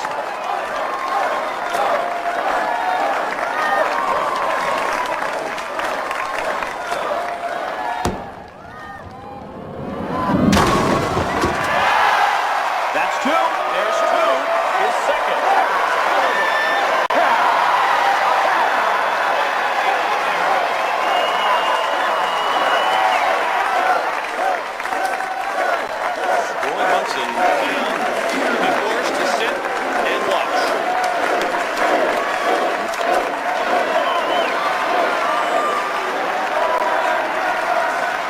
It has come down to this. 1 ball, 1 strike, $1 million. And the loser gets nothing.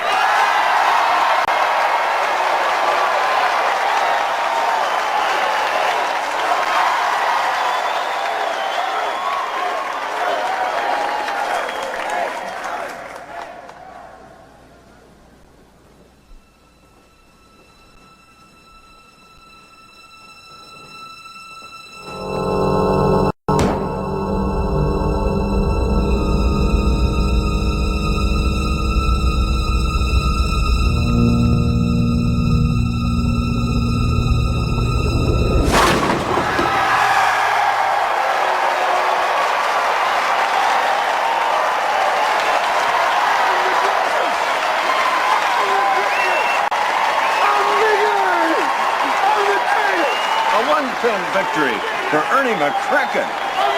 Put it in the record books. A 226 to 225.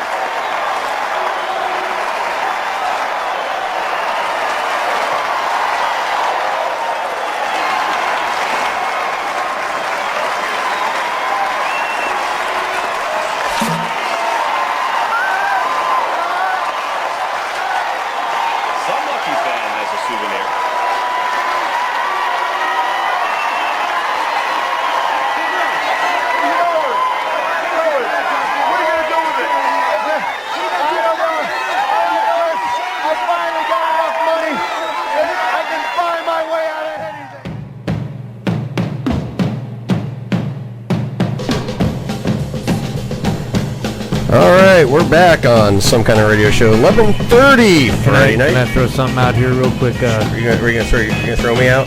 Wait, not you. Yeah. What are we gonna throw out? If I can get situated here. Get yourself untangled. Yeah. Tonight, Cleveland went 2-0 against Detroit in baseball and basketball. Suck it, Detroit. Not the first time either. I remember when LeBron blew up on them years ago, and the Indians were playing Detroit too and beat them. So Detroit, good night. Good night to be a Cleveland fan. Oh yeah. Oh, it was. Earl's throwing crap everywhere. Not really, not intentionally. I'm just kind throwing his poop. And a good night for Boston. They beat the Hawks. Yeah. Yeah, we can even the series up. It's just a matter of they got to want to play. And now you guys have heard, right? If the Cavs don't sweep the Pistons, the Justin Bieber concert gets canceled. I say sweep them and take the time off. Yeah, that's what I say. Bieber can come to Cleveland. I don't care. Or let's rest all our stars to force a game 5. Yeah, let's rest LeBron. Yeah. And Kyrie, let them have a false sense of hope, and then I say Kevin too because he's been so key. Yeah. Mm-hmm. You know, kill him in game 5. Get the Biebs out of here. Yeah, get rid of the Biebs. Well, I do want to, again. I want to thank our guests tonight. We had Larry Lichstein on. Charlie, you still with us? Yep, I'm still here. Okay, Charlie is still with us, and I'll tell you what, I love having you guys on because when you guys come on and we get to talk to you guys and some great stories, and that last story with Larry, those hand-rolled cigarettes, as he puts it. Yeah, there used to be a little bit of that going around. Well, yeah, a little bit. Yeah, just a little bit. But yeah, I'll tell you what. Now you, we were talking about the Firestone, of course, and you bowled the fire. You said 5 times. Right. Yeah. Okay. I'll tell you, it's the one thing, and like I said, I mean, just like you said, that you could just tell. I mean, I've been there. I go watch other stops. I mean, I've been up to Cleveland. Go watch the Cleveland stop, but it's such a different atmosphere in comparison between any other stop with that stop the way that used to be. I mean, that was the just the way that you could tell the way they treated you guys. They were the utmost respect. I mean, you guys were looked at like rock stars a lot of times. I mean, really, you see all these. I mean, just the you just the feeling of the week. I mean, the dinners and everything they did for you guys. I mean, it was. Yeah, there was like a almost like a. What's the word I'm looking for? Probably like an exclusivity. Yes. Thank you. That's the way the players felt. You know, it was similar to.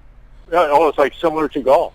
Yes. I mean, you can't come within 5 feet of a golfer or 50 feet of a golfer. And it was because they kept everything. The golfers had all this stuff to themselves, and that's the way the Firestone was for us bowlers. But we were still. You guys were accessible. We still like to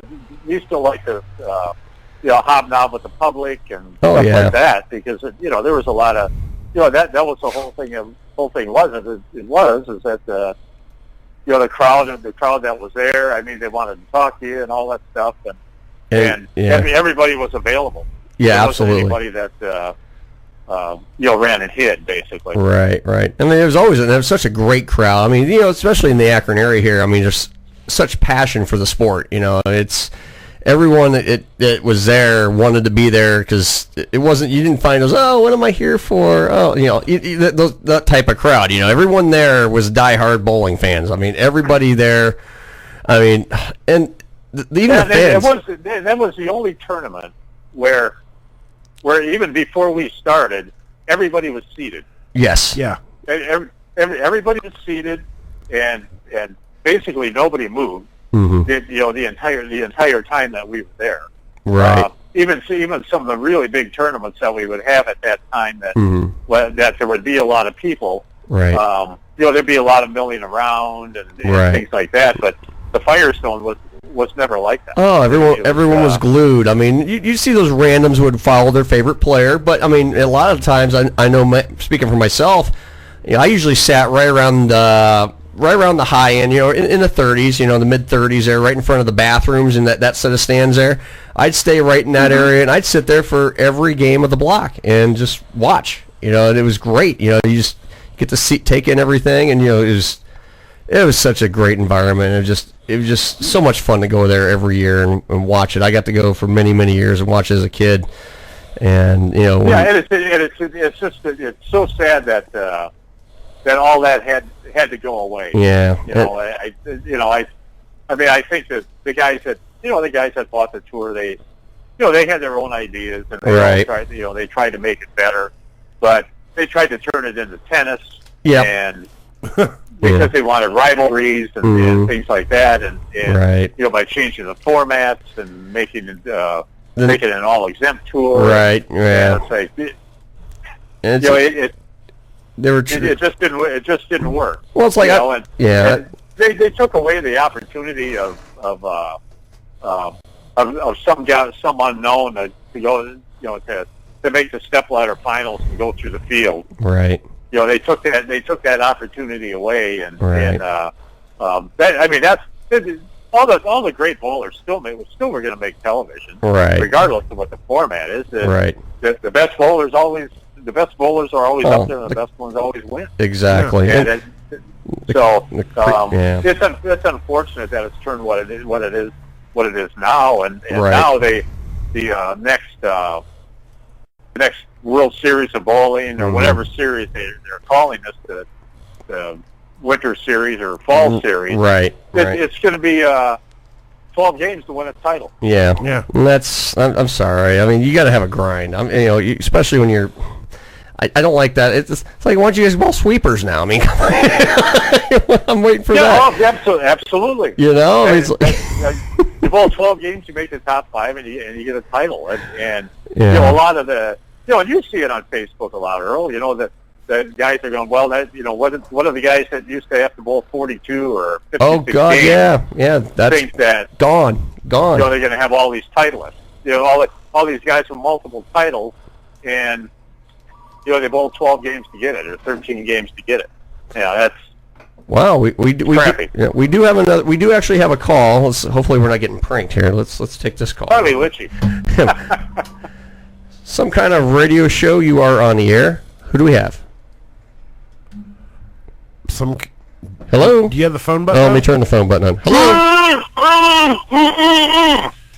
It's me, Troy. I got tape on my mouth because I might cuss and I want to say anything back. Hi, Troy. I got tape on my mouth because I might cuss and get you in trouble. I'm trying to retrain myself. I'm putting the tape back on right now. It's the best he sounded. You sound great through the tape, Troy. I sound like Deb last night to you, don't I? No, Deb last night was. I'm gonna try to talk without the tape on my mouth. Okay, yeah, try it. I don't want you to cut me off if I say something bad. You're gonna get in trouble, right? No, we're gonna cut you off. That's right. We're going to. Now, it's not because of your show. It's because of some other show. Yeah. Right? Mm-hmm. Yeah. Mm-hmm. And everybody has to pay for it. Right. Yeah. It's the other kind of radio show. It's the other kind of radio show. Yeah. Yeah, every time I'm going to say something bad, I put tape back on my mouth. So you mother...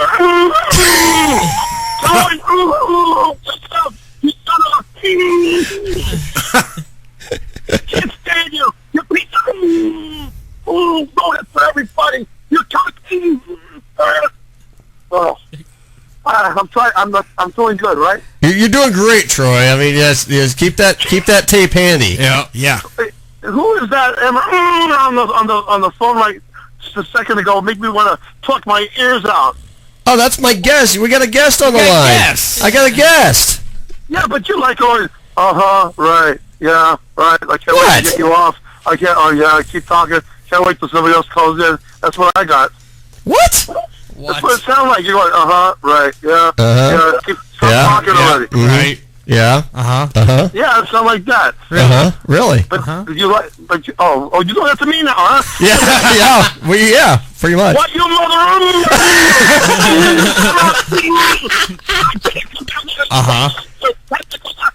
Right. I understood that. I think I got that. Yeah. This is the new way I'm going to cuss on your... Here, write it down for me. Let me write that down. Hold on. I feel like South Park listening to Kenny. Yeah. We had the Passover today, and I wasn't sure I was going to call in because it's so busy. Yeah. Yeah. Tell me about it. Yeah. Yeah. You know my favorite part of Passover? What? Is when it passes over. Yeah. It's passed over. It should be, yeah. Well, you got about 3 more hours of it. We got one more day tomorrow. Yep. One more day tomorrow. As a mother, freaking matzo ball people. I shouldn't complain. They're the ones who put the bread and butter on our table. Oh, very good. So anyway, I told you I might have another movie, right? Yes, you did. Well, let me tell you what those cocks did to me. Okay. They put me on available. They said to my manager and agent, it's Troy available. He's our first choice. And then I was waiting for the whole weekend to pass by for Monday the news that I'm booked. Right. So I got word that, we changed their mind and we found somebody else. Actually, I guess I wasn't their first choice, was I? You stupid! The tape's coming in handy. Don't tell me they replaced you with Justin Bieber. I don't know who they replaced me with, but, I called another friend of mine who's an actor, does a lot of stuff. He says it happens quite often. Yeah. They're their first choice, but then the director changed his mind because he got a... We have a nice hotel we want to send you to, Troy. All expense paid. What, the Hotel California? No. It's you're gonna go through some classes and you're gonna meet some new friends there. What are you getting at? Does it have padded walls too? Something like that. Your room is gonna be nice and soft. Oh, to match my... and I know you've been craving physical human contact, so we're going to give you something that you're going to be able to hug yourself with. Yeah. Okay, so that's nice and all. Tell me what words I can get away with saying. Can I say, like, am I still here? Yeah, you're still on. I mean, I'll start spelling words. Tell me if I can say it. We'll cut you off when... Can I say D-I... No. Nope. What if it's my friend's name? Okay, you can say it in that context, yes. My friend's name is Dick. Okay. And he's a real ass. And his friend is Harry. Yeah. Great. So I went out with Dick and Harry. Oh, my God, you're killing me. No, they're friends of mine. You can't hang up on me. Yeah, you're... My wife made dinner the other night, and she put shiitake mushrooms in the pan. How about that, Alistair? There you go. Yeah, what's new, Pussycat? Oh, you're just tempting him now. Yeah.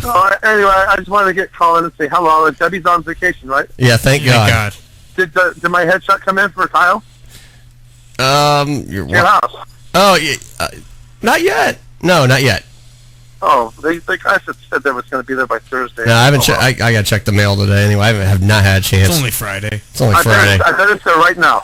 It probably is in my mailbox. I'll let you know. I'll check it tonight.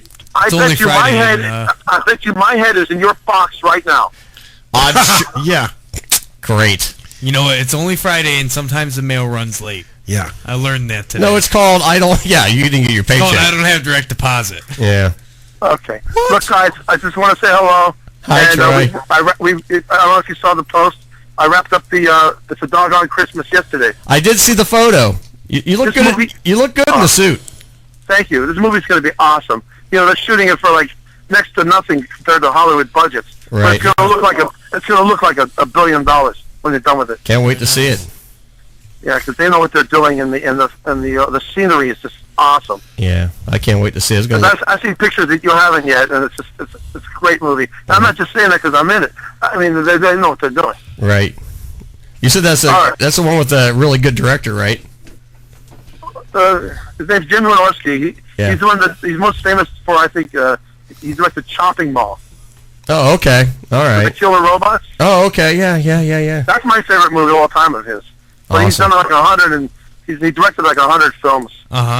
You know, some like softcore porn, and you know, he's done everything: porn and horror and action. Yeah. And he was trained by Roger Corman many years ago. Oh, wow. Yeah. That's awesome. Really? Yeah. That is awesome. So did I tell you about Roger Corman and the birthday? Right. No. It was Roger Corman's birthday maybe a couple of weeks ago, and Jim asked. I said we should send him an eclair. I'm from here. Right. And then Jim goes, that's a good idea. Why don't you do that? He's just up the block from you guys. So I ran in Claire. It was my day off, and I was going to go in there. My wife was taping it. I was going to sing Happy Birthday song to him, a special science fiction version, but he wasn't there. He's still in New York. So I was blown. But I left the Claire there for him. That's good. It would have been so epic to sing a birthday song on tape to Roger Corman. That would have been cool. Yeah. And I had the chance. But that wasn't there. All right, bye, guys. I gotta go. All right, bye, Troy. Bye. Actor Troy Froman, everybody. Yeah. Can't have a show without Troy calling in. Big Josh didn't call No, tonight. Josh didn't. He's listening tonight, though. No, Charlie, that's the guy on the phone that called. You remember that TV show Saved by the Bell? Yeah. Okay, he played Ox. Yeah. He played the big dumb football player guy. He only made like 4 or 5 appearances, but he was on there a few times. Oh, really? Yeah, he calls us every week. Aren't you lucky? Oh, yes. we're always, because here's the thing with him. He's one of the few. He will you never know what he's gonna come up with when he calls us. It's he tries to prank us, and we always know it's him because we got caller ID. Got a star 67 at Troy. Yeah. Well, it comes up. It's the only California call I know, and it's like, okay, 310 area code. Okay, that's California. I know who that is. Yeah. So. Oh, he calls you from California? He calls us from California. Calls us every week. Geez. Oh yeah, we have a ball with him. Troy used to do a small bit on the show when I used to do this as a podcast out of my house. We interviewed him. And you have a house? Well, my apartment, whatever. You still, man. You live somewhere? I have a home, man. That's like so much better than I'm doing right now. Yeah. Well, anyway, in all seriousness, we interviewed him one time. Good job. And it's funny, we hit it off really well. Like, hey, and he would just kept calling in. I was like, why don't you just do something regular with us? Okay. And he did a thing called Troy's Tantrum. We would pre-record these things, and he'd go on to like a 7-8 minute rant about something. He went on about Groupon groupies one time, and then people on their bicycles that are like cutting traffic off in California, and so yeah, it was quite entertaining. So, but yeah, he's something else. He's a character. He is absolutely. He's a live wire for sure. He is a live wire for sure. Yeah. He is something else. You never know. He will definitely put the spark in the evening, so to speak. Yes. So yeah, we have fun with him when he calls. So he's always a loyal caller. So we. Yeah. Yeah. Thanks, right. there, Dylan. Yeah. Appreciate it. Gotcha. Who said that's the most you've said all night? I know. What's the deal with you doing the lanes at LeBron's house? Oh yeah, I did. Here's the story. I'm going to tell you that. Earl's famous. Yeah, right. I got actually his property manager called Riviera, and his house is maybe 2.5-3 miles from the lanes there. Okay, so just to give you some context. You go out Riviera, and you go down Market Street there past the mall. You remember where the mall was there, Charlie? Down the way. Okay. Well, you just keep going down that way about a mile and a half, 2 miles till you get to 77 there. And you just go just under the underpass, and he's like right back in there. I'm like, oh, okay. So this guy calls the center, and he leaves this message, and we had to like double take. Like, really? The guy goes, hi, I'm so and so. I'm the property. I'm here at LeBron's house. We're thinking, okay, this guy's BSing us, right? And he's like, here's my number. LeBron's having the team in tonight. We need the lanes oil. Is there anybody who could possibly come over and run this machine? He's got a lane machine. He's got 2 lanes and a lane machine. Okay, so my boss called me. I wasn't even at work. I was home. And he goes, hey, Earl, you're not going to believe this, but we got this call, and it's LeBron James would like you to come oil his lanes. I'm thinking, whatever, yeah, okay. Try again. Nice try. You're joking. He goes, no, seriously, here's the number. Give the guy a call. Well, okay, so I call this guy, and of course I get the voicemail.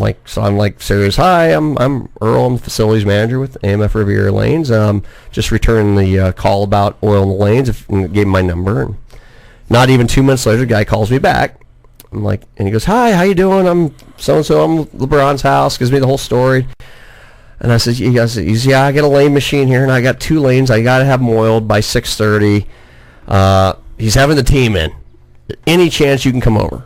Like, I says, let me think about it. Yeah, I'll be there in a half an hour. Yeah. So he goes, okay, great. I'll tell security that you're gonna. I'll let the security guard know you're coming. Just buzz the door. Let them know who you are. They'll let you right in. I'm thinking, okay, sure, okay. This is gonna be interesting. And like, okay, get over there and buzz it. And next thing you know, I buzz this door. I'm like, hi, I'm Merle with AMF, and oh yeah, we'll let you right in. Just pull to the right. We'll come out and meet you, and we'll show you where to go. Okay, great. So I'm pulling in LeBron's, and of course, like my wife. I got my wife with me, and she's taking pictures in the gate and the outside and everything. And okay, cool, great. And of course, I would love to take some pictures inside, but they're like, no pictures inside, please. No. Like, yeah, like I understand that. It's a violation of privacy. It really was, So I get out of the car. The guy comes and shakes my hand, introduces himself, and we walk in, go through the garage, into this door, which is an elevator. Okay, and then we go down like 2 flights down to the basement. I walk in, turn to the right. Off to the right is probably one of the biggest island bars I've ever seen. This thing is gorgeous. I mean, just it's something you'd see in a high-scale type of restaurant type of deal. I mean, this thing, the lighting, the bar. I mean, this thing was fully stocked. I mean, this thing was ready. I mean, this thing was great. Like, wow. Then you turn to the left. You walk in. It's 2 lanes. He's got pro-am lanes. Automatic scoring. He's got Brunswick vector scoring, and he's got 2 GSX machines and a Phoenix. I haven't seen a Phoenix.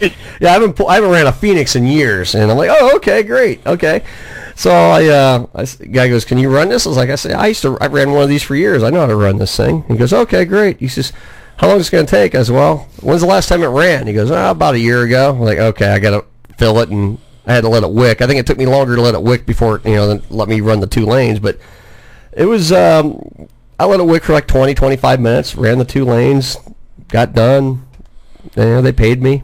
I'm like, if we ever have anything, can we call you again? Absolutely. Wow. So it was kind of cool. It was kind of like, it was one of those, I wasn't expecting that call, I was like, yeah, okay, sure. I mean, I got to hang out there for like an hour, but it was, he's got the whole deal. I mean, it was probably one of the nicest deals he's got. He's got the light work set up there, and I mean, this thing's decked out. It was one of the nicest home centers I've ever seen. It was absolutely amazing.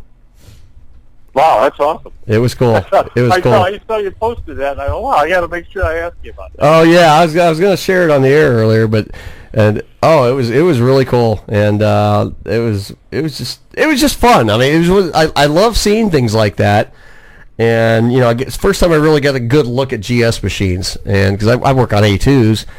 And I get to look. I was like, "Wow, this thing's different." Yeah, they are a little different. Yeah, I was like, "This thing's big, different. It's cool." So that's great. It was fun. So I had a ball doing that, and all I had to do was oil 2 lanes. But I mean, I did it right. I ran a burn, and then so I ran them twice. I did it right. Made sure. Yeah. Make sure the stripper pump was working. I had to prime the hell out of that stripper pump. That thing hasn't ran in forever. So stripper pump. I think I had to hit that prime the pump button about 12 times before I got liquid coming out of it. But thing sat for. Oh, he had it sitting for. He says he uses it maybe twice a year. It was just a really dirty sentence you had about stripper pumps and then fluids coming out. Yeah, well, it wasn't like that, but it was. It was in a bowling sense. It was in a bowling. In LeBron's house. In LeBron's house, yeah. Yeah. So, of course, the running joke at work now, how's LeBron doing? I said, oh, we're good, we're tight. And I said, I'm waiting on my tickets to the playoffs, Still haven't got them yet. I want my final seats. That's what I'm waiting for. Good luck with that. That should have told him instead of paying it. Yeah, give me 2 tickets. Give me some tickets to the playoffs. I wonder if he'd be mad if you did that. I don't know. Just be like, I don't think so. They don't have to be up close. Just give me tickets. Just give me tickets. I don't care if they're nosebleed. Sure. Yeah. Top row, that's fine. Yeah. Put me in the scaffolding. I don't care. Just put you in. Just let me there. Let me be there. Just put me in the building. I just want to be in the building. Just put me in the general vicinity. I don't care. Oh, what if he put you in a suite and put a Karma banner just right on the edge there? And that'd be cool. This is some kind of suite. Some kind of suite. At the Q. Yeah, that'd be Just right. tell them to build you a guest house. Yeah. yeah. Build me a guest. I'll just put me on retainer. Put me on the payroll. I'll just work on this every day. 2 lanes. I could do that. I could do 2 lanes. I mean, I handle 40 now. You gonna leave Jack and I? Sure. No, I mean I could do both. I mean, okay. I can multitask. You can double dip. I can double dip. You kidding me? Double dip. I do what I have to do. All right. I'll tell you what, too, Charlie. I don't know how many people. I had more messages after I posted that post about, do you need an assistant? You need an assistant? Yeah. But no, it was really cool. It was a lot of fun. I had a lot of fun doing it. And just oil. I didn't have to work on a machine. I just oiled lanes. It's like, okay, Yeah. why not? Something to do. Sure. I like money. Like playoff tickets Wow, a little that's better. awesome. That was cool. That was a lot of fun, though. But I'll tell you what. Hey, let's play next week's movie real quick. We're going to salute a movie next week. I'll run a brief clip. If I can remember what the hell I was doing. Let me tell you about my There we go. client, Michael Dorsey. He was a fine actor, maybe a great actor. But for every role he wanted, there was a reason why he wasn't right. Oh, this should go for Troy. I can be shorter. yeah. Can't use you. Too short. Oh, I can be taller. Too moody. Next. Too old. Too stubborn. You're too much trouble. Too tough. Too temperamental. Too pushy. Too difficult. Michael, no one will hire you. This is like bad porno music. It is. It's terrible. Boy, did he show us. He auditioned for the female lead on a soap opera and became the hottest new actress in America. And you know what? No one knows his new identity, not even the girl he's madly in love with. Soon everyone will know that she's Dustin Hoffman and he's Tootsie. So yeah, next week we're gonna salute Tootsie. We're gonna salute a guy that dresses up like a woman and made money. You're gonna doing hate it. me, but I've never heard of that movie in my life. Oh God! You never seen Tootsie? No, I've never seen Tootsie. Oh, I've never seen Kingpin either. What's wrong with you? A lot of things. Jeez. Those are just 2 of them. See that? That's a door. That's another You haven't one seen over Tootsie? there. Yeah. There's Yeah. a couple more Do you in have there. keys to the door? I do. Damn it. I was gonna say. I was gonna brag about that. I was gonna be like, hey, I got keys to the door. Yeah. Tootsie's a classic movie. Tootsie's a classic. They actually almost made Dustin Hoffman doable. Really? Yeah. Almost. if you're drunk, I mean, really, if you're drunk. Enough Budweiser. No, you need a lot of Budweisers. Yeah. And a few shots of Crown in it while you're at it, too. But... Oh, we got about 2 minutes and we're off the air for the night. But I do want to again thank my guest. I want to thank Larry Lichstein, who was... Clap, clap, Hey, clap. this is Amanda. On the phone Hi, with us. Amanda. And I meant, hi, Amanda. Yeah, go figure. And, of course, Charlie Tapp, who's on the phone with us right now. And, Charlie, thank you once again for coming on and sitting with us for a few hours and sharing some stories. It was a pleasure. We had a good time. We'll have to do this again down the road. We'll do another one down the road again, definitely, for About sure. another year. Who put you in charge? Yeah. You are in charge of your own show. You know what? You have your own show, Yeah, don't you? you have your own show. You know what? What? You're all alone. You I'm need not- someone to do your schedules now. No, I don't. No, you don't. My The boss schedule- can do it. No, I can handle my own schedule. All right. Here, I will make one suggestion though. The next time we do this, Yeah. next movie we got to do The Big Lebowski. Oh, absolutely. We'll do Lebowski. So what now? I'll he come in can here in my make bathrobe decisions? dressed like the dude. You should come and dress like a dude. We'll take pictures. Yeah. Yeah, we'll have to do Scores Maybe TV get that Barry night. Asher. Maybe that would be Scores cool. TV. That would be cool. Yeah. Score. That would be cool. That would be awesome. You got the wrong guy, man. I'm the dude. You're the dude. Great movie. Absolutely, you can't go wrong there. But okay, well, I'm not going to do the typical Deb sign off. I'm just going to do my own. Well, Yeah. Yeah. Yeah, 'cause it's that- Radio. Alrighty, yeah, radio. Radio. Radio. Radio. This show was already better because Deb wasn't on it tonight. I told you it's going to be the highest rating since Some Kind of Radio Show premiered on Karma Radio. I did check the ratings today, and you guys did very well. Did we do? Yeah. Did we do well? Serious, you guys did very well. Did we? Yeah. The analytics were up. Really? I'm not even joking. That's scary. I have doubled our listener count 1 week. We do, yeah. Go figure. Just wait till what we do next week. Yeah. Yeah. Earl's gonna shave his head. I already did that. Yeah. Well, what are we gonna do with the next big month? bald Bowski. Well, I go on vacation for 2 weeks, and then Steve Jones does a show for 2 weeks. Yeah. Yeah. He's doing tomorrow night's show too. He's doing tomorrow night. Yeah, I can't he's doing Alder Realm. Oh yeah, Crazy Steve Jones. Steve Jones tomorrow night, ladies and gentlemen. The Alder Steve Jones show. The Alder Jones. The Alder Jones. The Alder Jones. He's gonna talk about whatever. All Go right. bring a 12-pack and just slam some. All right, we're out of here. Some Kind of Radio Show. We'll see you next week. Good night, Good everybody. night. See you.